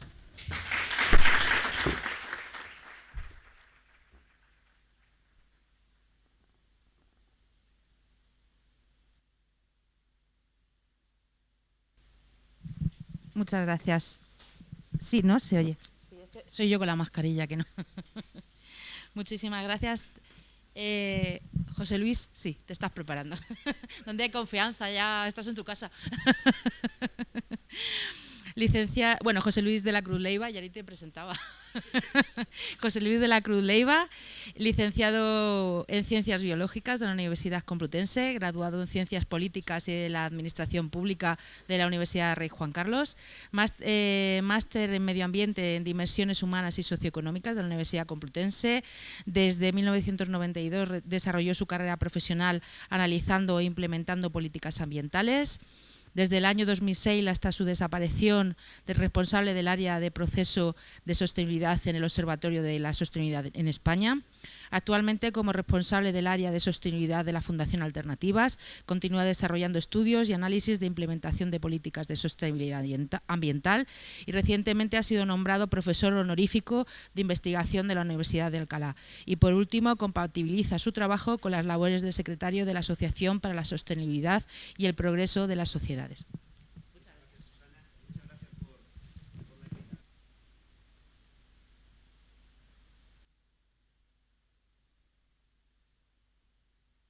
Ahora, perdonad, que lo tenía apagado, disculparme, aunque grito mucho, o sea, que creo que no va a hacer ni siquiera falta, ¿no? Veo que yo soy un poco diferente de los ponentes anteriores, muy centrados más en el punto, desde el punto de vista más jurista, y yo voy a dar una vuelta diferente, ¿no? Y quizá voy a tratar un punto más específico de los retos laborales, ¿no? que vemos ante la nueva realidad, o mejor dicho, ante la transición ecológica. Y es un aspecto que no se ha dicho en ningún momento, que son la salud de los trabajadores. ¿Qué nuevos riesgos laborales nos encontramos frente a los nuevos escenarios? Bien sea el escenario de cambio climático, que es en el que me voy a centrar. ¿Y por qué me voy a centrar en el de cambio climático? Pues una sencilla razón, porque estamos trabajando desde UGT Madrid. En este caso he tenido la suerte de trabajar en dos estudios que os voy a comentar ahora, y con el Confederal también trabajamos en ese sentido. Y también hay retos en la economía circular que nos han hablado y demás. Pero que también va a haberlos y va a haber que tratar, ¿no? Porque, por desgracia, por todo lo que se ha dicho, y yo salgo de ahí una conclusión, la tecnología va por delante. Hay mucha más aplicación tecnológica que cuando quiero bajarla al mundo de los humanos, me cuesta, veo las dificultades, cómo encajo. Y ese es el problema que hay, que lo ha expresado Maaßen también muy bien ahora mismo, ¿no? En el momento en que tengo que encajar todas esas piezas. Quiero ser breve, pero a lo mejor no lo soy, ya lo voy advirtiendo, porque no hay nada peor que diga un ponente voy a ser breve, porque sabes que no lo va a ser, pero sí que voy a decir que quiero serlo. Voy a pasar muy rápido las primeras reflexiones iniciales que todos conocemos, pero quiero dejar dos puntos. Uno, que las cosas no van bien. Es decir, llevamos hablando de cambio climático infinidad de tiempo y seguiremos, pero seguimos aumentando las emisiones. No van bien las cosas. Las cosas son así. Es más, incluso el problema y la cuestión que quiero sacar, que quiero traer sobre todo, es que el efecto del cambio climático no es un problema, como veis ahí, de flujos, sino de stocks. Es decir, no tengo que tener tan presente, sobre todo cuando estoy hablando de los riesgos laborales, de las emisiones de cambio climático que se producen, sino las que ya se han producido. Porque junto a lo que es este aumento de emisiones que estamos viendo, tenemos que tener en cuenta el tiempo de permanencia en la atmósfera. Y a día de hoy contamos todavía con emisiones de gases de efecto invernadero que se produjeron en la época victoriana. Por lo tanto, lo que quiero decir con esto es que el cambio climático, o mejor dicho, estamos ante una nueva realidad climática que produce o que hay que adaptar unas medidas preventivas para los trabajadores. Eso es a lo que me refiero. Y eso es lo que quiero analizar. ¿Medidas preventivas que están recogidas? No, por ningún lado. Estamos empezando a recogerlas ahora. Hay algunos sectores aventajados, como puede ser en la agricultura o en la construcción, que están poniendo algo, pero algo. Pero hay muchos otros que tienen los mismos riesgos y que no están tan cubiertos y hay que evolucionarlo. Es una de las cuestiones que quería traer. La siguiente cuestión que quería traer aquí es que, ojo, cuando hablamos de temas de medio ambiente, no estoy hablando de pájaros y flores. A todo el mundo conocemos lo que es... Uy, perdonad, me he adelantado. Ahora. Todo el mundo conocemos los ODS y todo el mundo, lógicamente, y aquí, dentro de UGT, tenemos el ODS 8, es el del trabajo. Pero ojo, no va a haber trabajo, y ya lo dice la CSI, en un planeta muerto. Y lo que tenemos que tener en cuenta es que si habíamos visto siempre los ODS de esta forma, o bien en esa banderita o en el pin estupendo que lleva por ahí la gente, lo que tenemos que verlo es así. Es decir, si el objetivo final es conseguir el bienestar, para conseguir ese bienestar tengo que tener, lógicamente, trabajo decente, pero como me cargue la base del trabajo, que son los ecosistemas marinos, terrestres y la adaptación al cambio climático, no va a haber bienestar. Por lo tanto, cuando hablamos de medio ambiente, estamos hablando de producción, de consumo, de trabajo y de bienestar. No estamos hablando de pájaros y flores. Es otra cosa que quería traer. Y en ese sentido, bueno, pues tenemos grandes ecologistas aliados que nos ayudan a estas cuestiones, como es el Foro Económico Mundial, grandes ecologistas, como todo el mundo sabe, ¿no? Pero bueno, ¿qué es lo que ve el Foro Económico Mundial? Fijaros, en los próximos 10 años, los mayores riesgos para el desarrollo de la economía mundial, el primero de ellos, el fracaso en las políticas climáticas. Es decir, que ya estamos teniendo que esto de medio ambiente no va de pájaros y flores, va de otra cosa, y tenemos que adaptarnos a ello y tenemos que evolucionar en este sentido. Bueno, sabemos que tenemos el Pacto Verde, sabemos que tenemos también todo el proceso de recuperación y resiliencia, pero yo me quedo con otra cosa que tenemos desde hace mucho tiempo, pero aquí siempre doy este pequeño tirón de orejas a los sindicatos, porque, bueno, como son amigos, los amigos dan tirones de orejas, no regalan los oídos, que es que desde hace mucho tiempo tenemos en 2 artículos del Estatuto donde aparecen los temas de medio ambiente, pero no lo hemos utilizado. Nos hemos quedado en la parte más productiva, pero no hemos visto esa parte de medio ambiente. Y tenemos competencias para pedir información de medio ambiente, ¿vale? Por lo tanto, esto que estamos hablando, podemos empezar a trabajarlo y podemos empezar a verlo. Más allá de esto, simplemente sabéis, por supuesto, una cosita, perdonad esta pequeña interrupción. Estas diapositivas, como voy a ir rápido y a lo mejor no veis todos, las diapositivas, si queréis, os las trasladaremos, para que la tengáis, para lo que necesitéis y demás, Todo el trabajo que hago es para difundirlo, si no, no sirve de nada. Si hago el trabajo y me quedo en casa, no. O transfiero conocimientos o no me vale de nada. ¿Vale?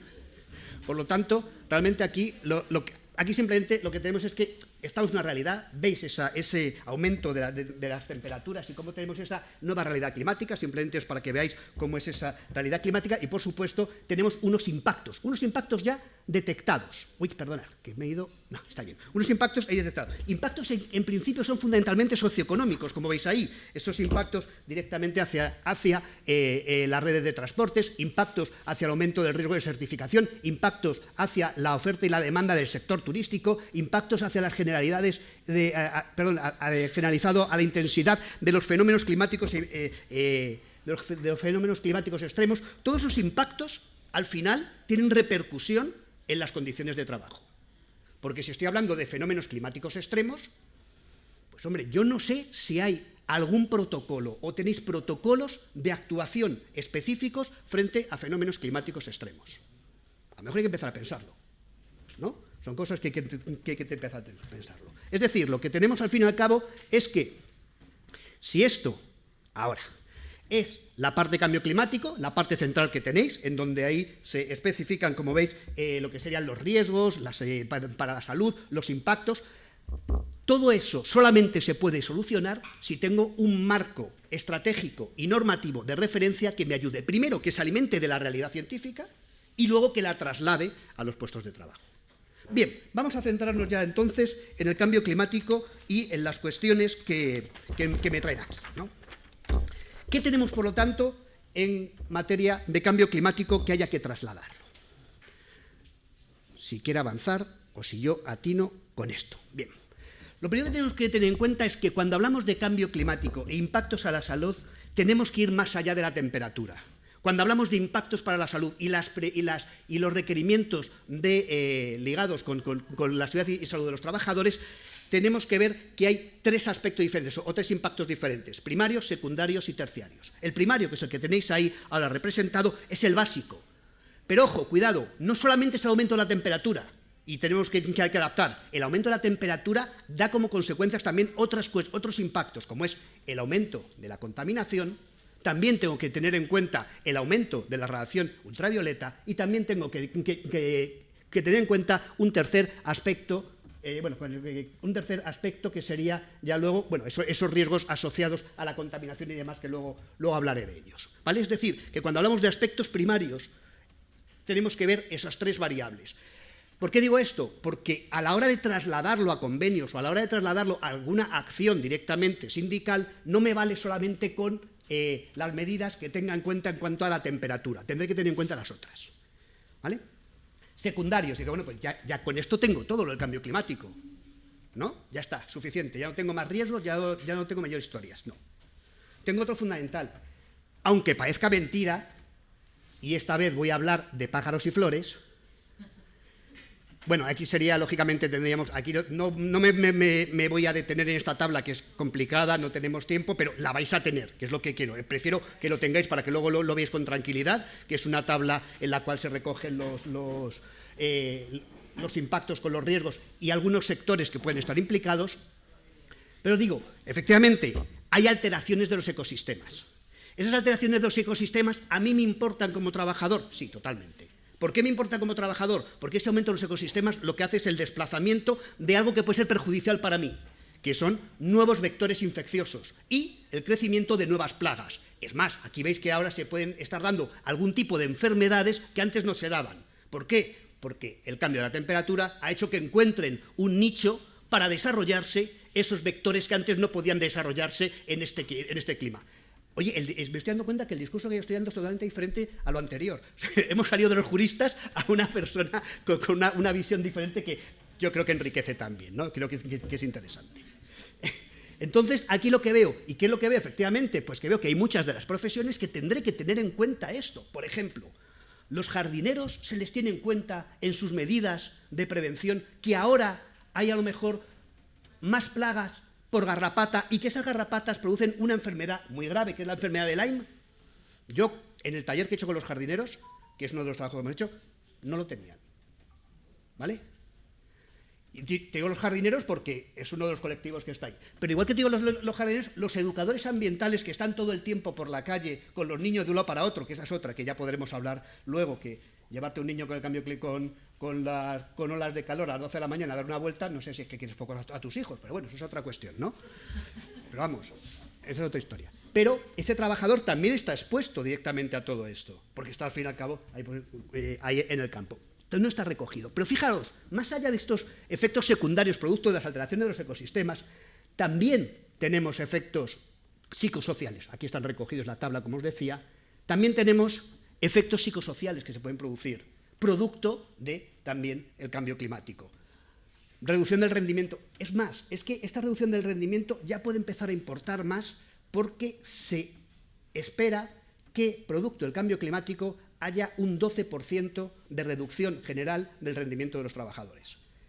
Ya no estamos hablando solamente de salud, sino estamos hablando también ya de un tema económico por donde se pueden coger las cosas. Pero es que además de estas pequeñas molestias, esta fatiga por calor, esta astenia por efectos del calor, también se puede producir alteraciones y conflictividad en el ambiente laboral, que también habrá que tratarlo. ¿Vale? Es decir, que tenemos mucho más allá en el cambio climático de lo que sería solamente estas cuestiones. Bien, hombre, hay algunas cosas que os digo que, algunas medidas que os he traído yo aquí que se pueden empezar a implementar y que se tienen que hacer, sobre todo esto es fruto de lo que hemos visto que se tiene que cambiar. Por ejemplo, se debería cambiar protocolos de vigilancia de la salud. Hay cosas que están anticuadas y que a lo mejor hay que empezar a mirarlo. Gente que esté trabajando mucho tiempo en la calle, a lo mejor hay que empezar a mirarle una revisión diferente ocular porque está más sometido a radiación ultravioleta, o hay que mirarle más trastornos de la piel porque está sometido a más radiación. ¿Eso está recogido? En la gran mayoría no. Habrá que evolucionarlo. Pero ojo, no solamente eso, sino que tampoco encuentro notas técnicas preventivas que me estén recogiendo cosas de este tipo. No las hay todavía. Están evolucionando, pero no las hay. Tengo temas de calor interior, pero en el exterior no hay tampoco una medida, no hay un sistema que me diga qué puedo tirar de ello para hacerlo. Así que hay que evolucionar en ese sentido. Más cosas que tengo que tener en cuenta. Otra cosa, por ejemplo, no tengo adaptadas ni evolucionadas las estadísticas para ver cuál es el impacto de olas de calor, cuál es el impacto del cambio climático en la salud de los trabajadores. No lo tengo. Yo no puedo saber ahora mismo qué impacto realmente se produce. Hombre, si se me muere alguien por un golpe de calor, pues sí, pero no quiero llegar a esos extremos, quiero ver otras cosas. ¿no? Eso sería el extremo al que no quiero llegar. También encontramos, por ejemplo, que no hay regulación específica, falta de introducir también, revisar enfermedades profesionales que a lo mejor hay que revisarlas, porque a lo mejor te aparecen nuevas enfermedades profesionales ligadas al cambio climático. Y ya sabéis bien vosotros que no es lo mismo una enfermedad profesional que una enfermedad común, ¿no? Habrá que mirar también eso. Es decir, que tenemos mucho trabajo todavía. Y ojo, decíamos antes, hace 10 o 15 años que sabíamos todo esto. Sí, no hemos evolucionado. No hemos evolucionado, no nos lo hemos creído, ¿vale? Hay que seguir evolucionando en esta línea. Más cuestiones que tenéis aquí un poco para tener en cuenta, lógicamente, hacer protocolos de organización del trabajo, cambiar la organización del trabajo. Ayer salía una noticia diciendo, no me acuerdo dónde era, una provincia de España, no me acuerdo cuál, que habían cambiado la hora de recolección de la cebolla, lo hacían por la noche porque no había un dios que trabajara por la mañana. Pues esas cosas habrá que verlas. No todo es poner EPIs y demás. La organización del trabajo es la vía fundamental para empezar a adaptarlo ahí. Lo que os decía de los educadores ambientales, pues a lo mejor hay que decir que, señores, en determinadas épocas los niños ya no pueden ir a las 12 de la mañana. O vamos con la fresquita o no vamos de paseo porque se me puede caer el educador y el niño, ¿no? Las dos cosas que tendremos ahí. En este sentido, en uno de los primeros trabajos, y ya voy a ir cerrando, de verdad te lo prometo, que hicimos fue con el confederal de UGT un análisis de cuál era la vulnerabilidad para los empleos de la adaptación al cambio climático, porque hay empleos vulnerables, lógicamente, hay empleos que pueden tener esa vulnerabilidad. El resultado lo tenéis colgado en la página del confederal, podéis consultarlo todo, porque todo lo que hacemos es público. Y le hicimos el año pasado, que ha sido el primero que yo he visto así más recogido, en el cual se trataban estas necesidades preventivas. Este primer trabajo lo único que hizo fue recoger qué es lo que había y ser consciente de que lo que hay es un vacío enorme, ¿vale? Fruto de este vacío enorme, lo que nos ha dado lugar es a que este año hagamos una segunda fase de ese estudio. Esta segunda fase de ese estudio la hemos realizado en 3 técnicas de investigación social diferentes. Una primera de ellas, a la que os invito, que lo tenemos más adelante, pero voy a irlo poniendo. Bueno, esto luego os lo pongo, porque es menos importante, es las fichas que están muy incompletas. Una primera de ellas, ahí va, ¿dónde está? Que la tenéis abajo del todo, es intentar conocer cuál es el sentimiento del trabajador frente al cambio climático. Claro, si yo voy a hacer tema de eso, lo primero que quiero saber es, ¿tú crees que el cambio climático te importa o no te importa en tu puesto de trabajo? Ese es ese primer estadio de análisis. Ahí tenéis un enlace para poder contestar a la encuesta, sencillita, 5 minutos, y es suficiente. Luego tenemos un segundo estadio de análisis, que es el que veis ahí en primer lugar, que son entrevistas en profundidad a determinados especialistas o expertos en la materia ahí ya sí introducimos variable de cambio climático y prevención. La primera solamente busco el sentimiento del trabajador, la segunda, prevención y cambio climático. Y la tercera de ellas, que estamos realizando con bastante éxito también, son los talleres de futuro, que ya es reunir por sectores para ver cómo se pueden implementar, qué medidas habría que implementar y cómo les afecta el cambio climático a ellos. Me quedan 4 minutos, pues puedo decir incluso lecciones aprendidas. He ido rápido, sé que he ido rápido, además hablo muy rápido, lo sé, pero podemos ir a las lecciones aprendidas que vimos en este primer trabajo, ¿no? Ir a algunas concretas. Una de ellas, lo que os decía, que se espera que las horas de trabajo perdidas por causa del cambio climático a 2030 sea de un 12%. Eso está burrada, eso es mucho. Por otro lado, como veis, tener en cuenta que aparte de ese estrés térmico hay muchos más riesgos y hay que tenerlos en cuenta a la hora de hacer esos efectos primarios, esos efectos secundarios y esos efectos terciarios que hay que tener en cuenta, ¿no? Por otro lado también que los marcos normativos vigentes deben de actualizarse, no están actualizados. Sé que, fijaos, hay una experiencia interesante para que veamos que esto ya, bueno, pues empieza a tener su impregnación en los desarrollos estratégicos y normativos. 10-12 años después, vale, sí, pero empieza a tenerlo, ¿no? Vamos con retraso, como siempre. Que es en la estrategia de adaptación al cambio climático. El nuevo plan de adaptación al cambio climático que por primera vez recoge una línea en la cual se habla de la necesidad de formación, capacitación y recualificación de los trabajadores para adaptarse al cambio climático. Es la primera vez, el resto no se había introducido. Y sé también, o me consta también, que ahora en la nueva estrategia de prevención de riesgos laborales a nivel estatal se empieza a tener en cuenta este tema, ¿vale? Es importante, y sí es cierto que, aunque yo os he puesto aquí un poco de forma negativa todo lo que está pasando, ahí tendréis más de las lecciones aprendidas, como es que hay que profundizar también en la investigación de los factores físicos, biológicos y demás, de cómo afectan a los trabajadores. También deciros que hay una evolución, hay mucha evolución. Es decir, desde que empezamos a hacer estos trabajos, ahora he visto que, también hay que decirlo, esto es de Seguridad y Salud de la Unión Europea, no es España y demás, es la Unión Europea. Pero hay avances en riesgos laborales ligados a la economía circular, riesgos laborales ligados a las energías renovables, riesgos laborales ligados a la construcción y el cambio climático. Pero ojo, también os digo, construcción y cambio climático, ahí sí, muy bien, pero hay muchos otros sectores que tienen los mismos impactos que construcción que no se tipifican. Ojo con construcción también. No me vale solamente que tenga en cuenta lo que os he dicho, la temperatura, con los tiempos de descanso, con las zonas de sombra, con la hidratación. No, hay que tener en cuenta otros aspectos. Tengo que tener en cuenta que el cambio climático me produce fenómenos climáticos extremos. Y estos fenómenos climáticos extremos me producen lluvias torrenciales, que producen corrimientos de tierra y que tendré que tenerlos en cuenta a la hora de ver protocolos cuando ocurran estas cosas, ¿vale? Es decir, que nos queda mucho trabajo por hacer. Creo que hay un campo ahí de adaptación, no solamente de los puestos de trabajo, sino adaptación de la seguridad y salud del trabajador a la nueva realidad climática y a la nueva realidad de la economía circular. Y me ajusto al tiempo, y ya el tiempo es vuestro, no os quiero robar más tiempo. Muchas gracias.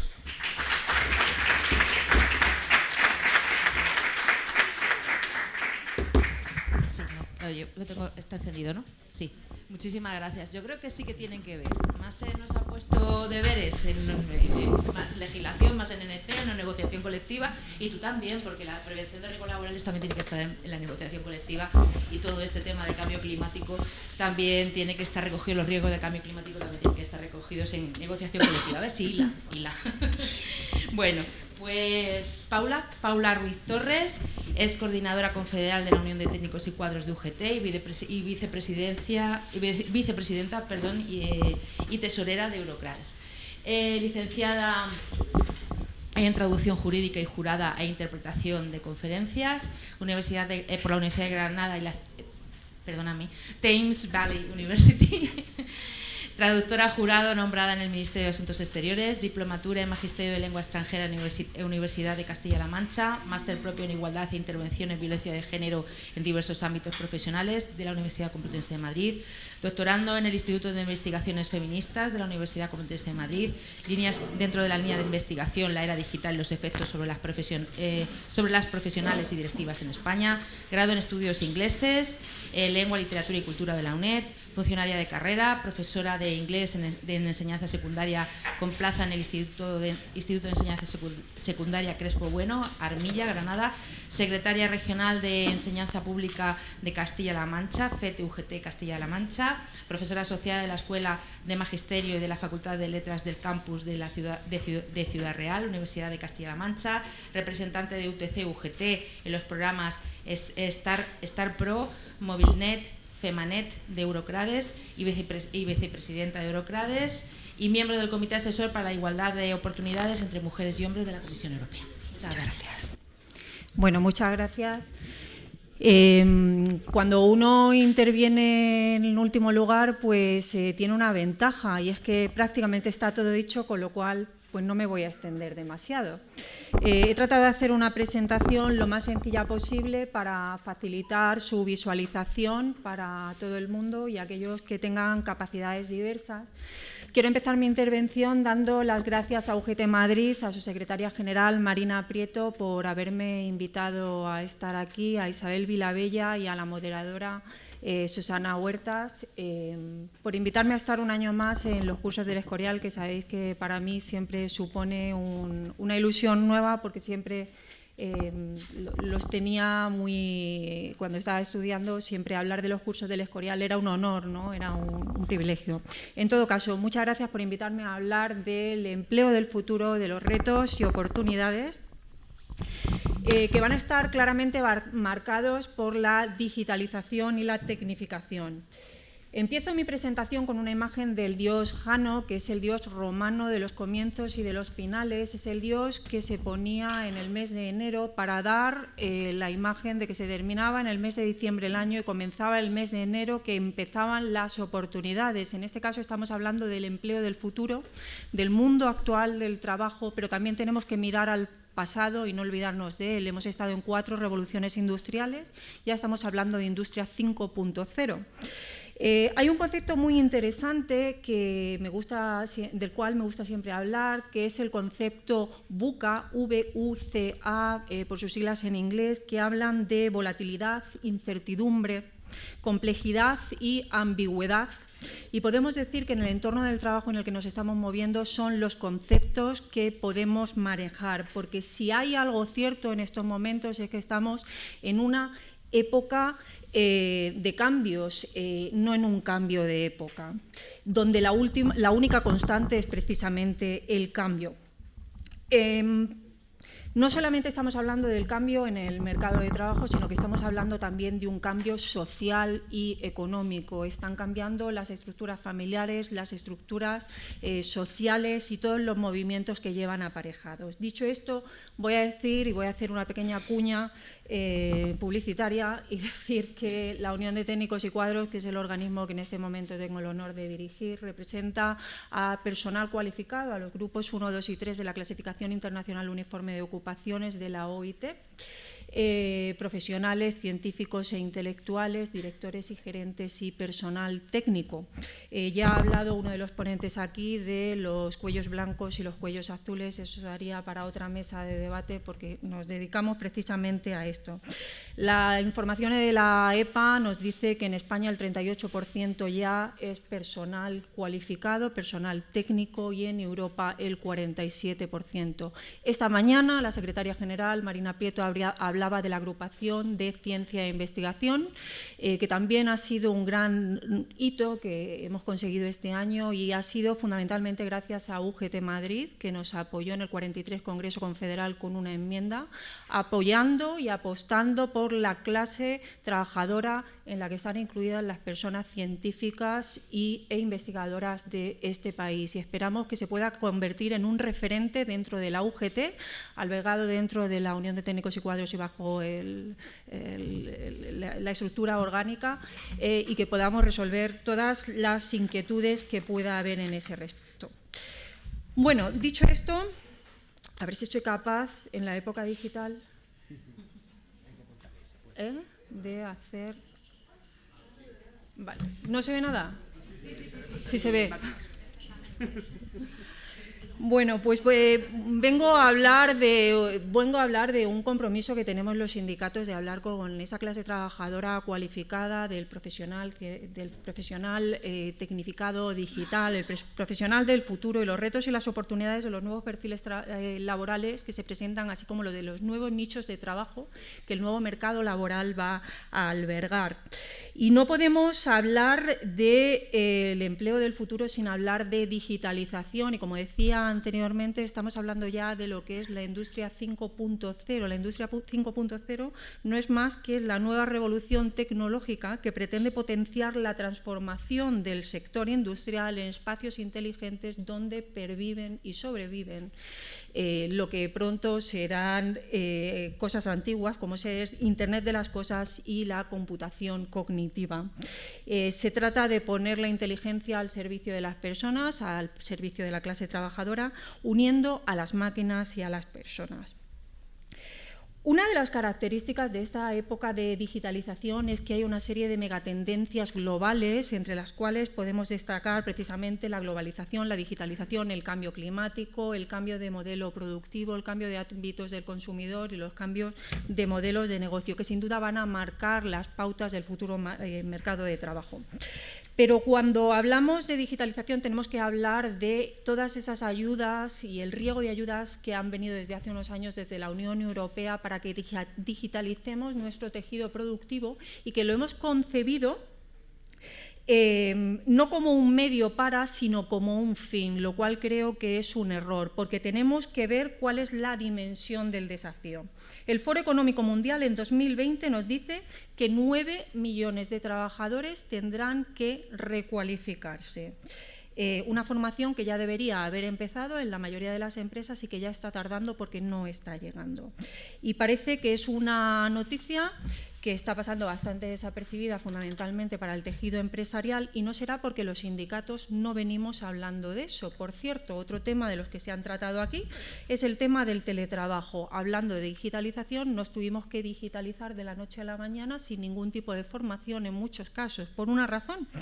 Hay un informe de habilidades digitales en el trabajo y nos dicen que en 2020 más de la mitad de los trabajadores no saben lo que es la nube. Y 9 de cada 20 trabajadores en desempleo ni tan siquiera sabe utilizar un correo electrónico. ¿Cómo vamos a digitalizar el país si tenemos una brecha digital tan grande? Las empresas y las administraciones públicas parece que nos están ignorando, pero nosotros seguimos R que R porque no nos queda otra. Si no nos adelantamos a un cambio que ya está aquí, pues vamos tarde, no vamos a ser capaces de representar a esa clase trabajadora, que es la clase del presente, la clase del futuro. El desempleo tecnológico, evidentemente, es una amenaza latente hasta el punto de que nos acaban de advertir en el foro de Davos que el 50% de las actuales tareas que realizan los humanos acabarán haciéndolas las máquinas, cosa que ya se ha mencionado aquí también. Y sin duda necesitamos perfiles STEM, pero también necesitamos promocionarlos dentro del sector femenino. ¿Por qué?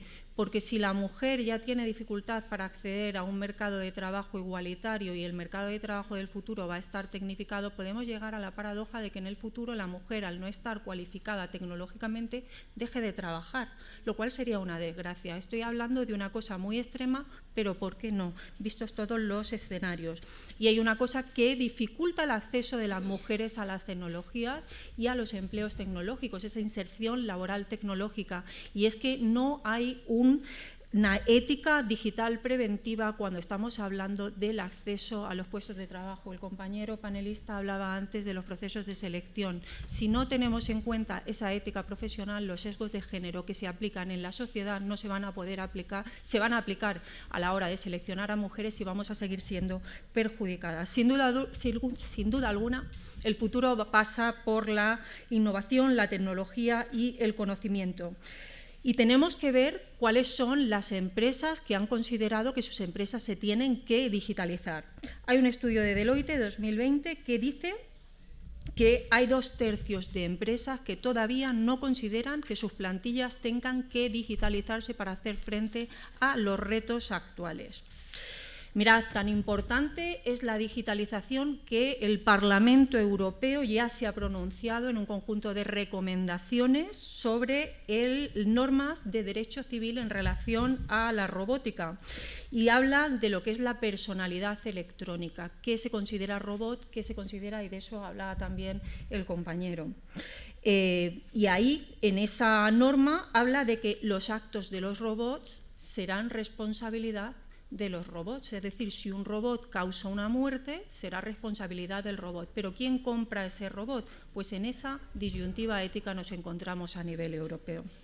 Desde UGT, desde luego, vemos la necesidad de estar al corriente de todas las consecuencias que van a tener la puesta en práctica de las plataformas digitales, de los nuevos modelos de negocio, del Internet de las cosas, y sobre todo que no perjudique ni sustraiga ningún derecho de la sociedad, como son los problemas de privacidad, la eliminación de derechos. Esta mañana se hablaba de los datos, de lo que ahora se llama el petróleo azul, ¿no? Porque tanto dinero proporciona a las empresas, los problemas de conciliación, la deshumanización de las relaciones laborales, la pérdida y generación de problemas como pueden ser de salud a medio y largo plazo. Hablando de riesgos psicosociales, sabéis que ayer se emitió un segundo informe por parte del Parlamento Europeo a instancias de una plataforma que ha liderado Eurocadres, que es el Consejo de los Cuadros Europeos. Es una organización sindical europea que representa a 6 millones de técnicos y cuadros, profesionales y directivos, y que en el mes de octubre de 2020 lanzó una propuesta para que se legislara en relación a los riesgos laborales, a los riesgos psicosociales. ¿Por qué? Porque la normativa europea de salud laboral no recogía estos riesgos específicos y que hemos visto acentuados como consecuencia del teletrabajo. Pues ayer el Parlamento insta por segunda vez a la Comisión Europea a que legisle en materia de riesgos psicosociales, con lo cual estamos todos y todas de enhorabuena porque en breve mandarán algún borrador y nos llamarán a negociar a nivel europeo, lo cual es una muy buena noticia para la clase trabajadora.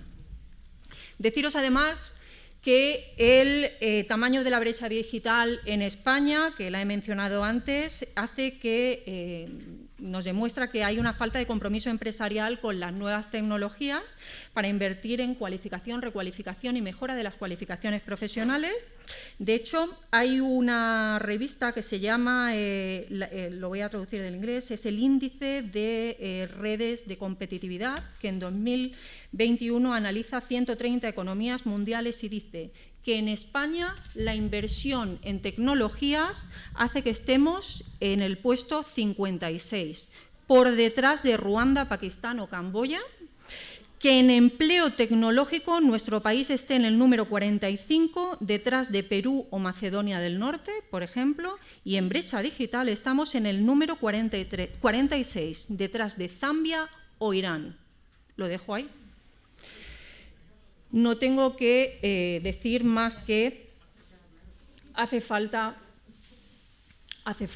invertir en educación, formación, cualificación, aprendizaje a lo largo de toda la vida. Me gustaría pasar un poco de puntillas, porque ya se ha mencionado aquí, sobre los riesgos y oportunidades que plantea la tecnología, la digitalización de los puestos de trabajo del mercado laboral.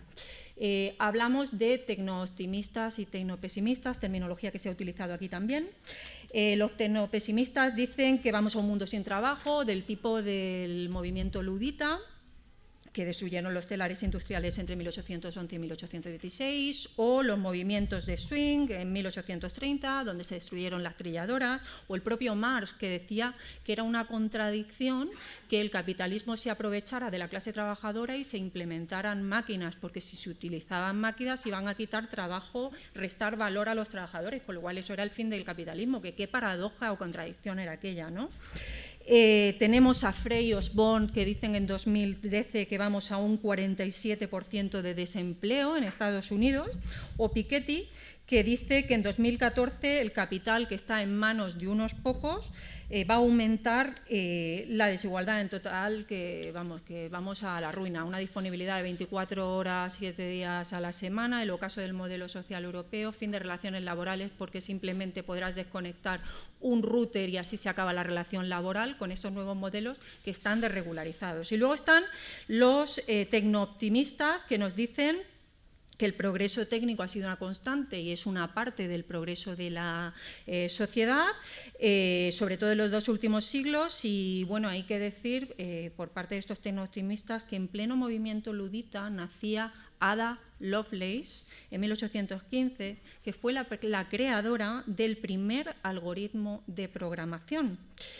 Dicen que el progreso en unos sectores da lugar al crecimiento a otros sectores paralelos, ¿no? Y que aumenta la demanda de producción, como nos dice Moretti en 2010, que dice que cada puesto de trabajo creados en el sector tecnológico va a crear 4,9 empleos de sectores de bienes no comercializables. Entonces tenemos los tecnooptimistas y los tecnopesimistas. Unos dicen que se van a producir la sustitución de ocupaciones, otros dicen que podemos ir hacia la integración del personal.